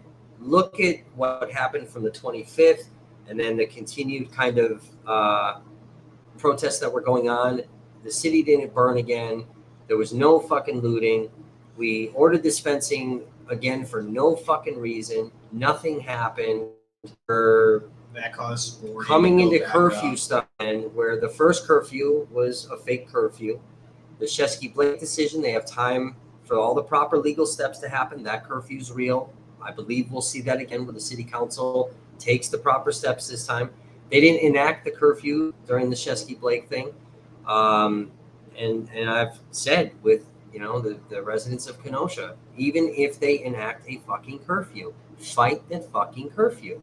Yeah, you have a right to exist in a space, whoever you are, and that's why people resist curfews, is because it's literally saying no one is supposed to be here. We're going to take away your right to exist here right now. But then in Kenosha and also in Wauwatosa, you saw that didn't apply to everyone. Yeah, right, exactly. Another thing too is I just kind of want to hash out. There's a lot of people who kind of hit on Governor Evers and hit on Democrats, particularly saying that they didn't do enough and why didn't you send the Guard sooner and that kind of stuff. There were U.S. Marshal documents. First off, the Guard came the day after the Jacob Blake shooting, and more. Right, they were there the 24th when the strike. And I've said this on my stream, where they were there the 24th. More came on the fucking 25th. We have documentation that these fucking people were sitting inside of a fucking school miles down the street eating mostaccioli and fucking beef sandwiches when they should have been on the goddamn street. Getting their pats on the back because that's what the buffet is. It's for appreciation. We love you guys. Right. Replace the goddamn militia with the National Guard guarding certain areas of the city or certain streets or corners or whatever the fuck, like we saw them for the Chesky Blake thing where they're standing in front of the Dinosaur Museum. They were there, but people want to fucking pretend they weren't. Kevin Matthewson's want to put out this rhetoric that they weren't fucking there. Right. And the U.S. Marshals put out documents saying, look, after the Jacob Blake shooting, Kenosha area law enforcement told us that they can handle this, that they didn't need our help and that we're on standby. And then once they needed our help, we came. Right.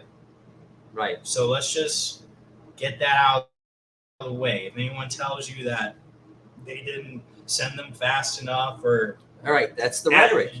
Listen to the Fed. If you don't want to listen to Governor Evers or the National Guard, listen to the feds saying that Kenosha PD didn't need their help those first Right, nights. you don't want to listen to us. Listen to the feds. The feds fucking put all this out there. Matthewson's on his fucking thing that even Sheriff Beth was like, nah, fuck this and blah, blah, blah. All these things. Sheriff Beth pulled the fucking strings that night. Mm-hmm. There's a lot of attention on the Kenosha Police Department, but I think more attention needs to be on the Sheriff's Department. We have you and I together.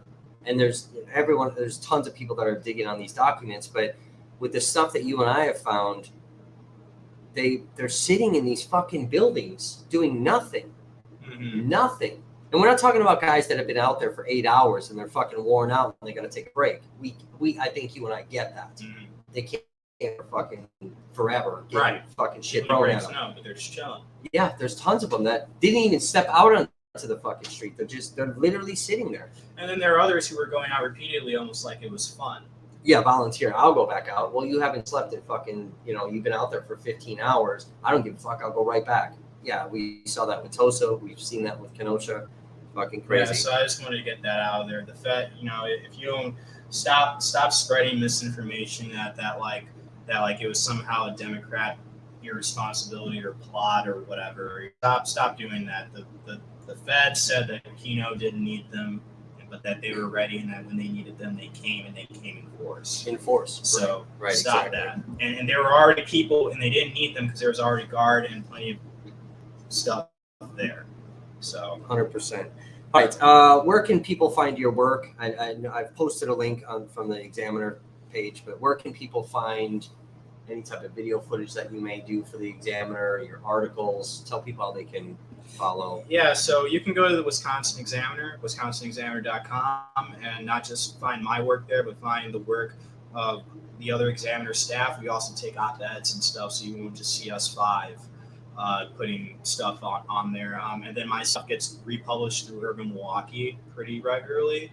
And then sometimes has been republishing some of our stuff too. But those are the main places, wisconsinexaminer.com, and you can follow urbanmilwaukee.com as well. And Wisconsin Examiner has a YouTube video. I think you understand it's a bit intensive, and when you're doing that in writing, it can be intensive. So our YouTube hasn't been updated in a little bit, but it is still live, and we'll be adding things to it, etc. So you can find all our curfew video. There's video from Kenosha. There's video from Wauwatosa. There's a press conference video. Sheriff's office in Milwaukee going on all that. So wisconsinexaminer.com, Wisconsin Examiner YouTube, Wisconsin Examiner Facebook. I'm on Twitter as well. I think it's Isaiah Holmes 8, at Isaiah Holmes 8. All right, and that's about it. Cool. All right. Well, if you wanna end the stream, I'm gonna walk away. If you want to end the stream with a single word or a phrase. So whatever you want it to be, and then we're gonna end it. Information wants to be free. Stories want to be shared.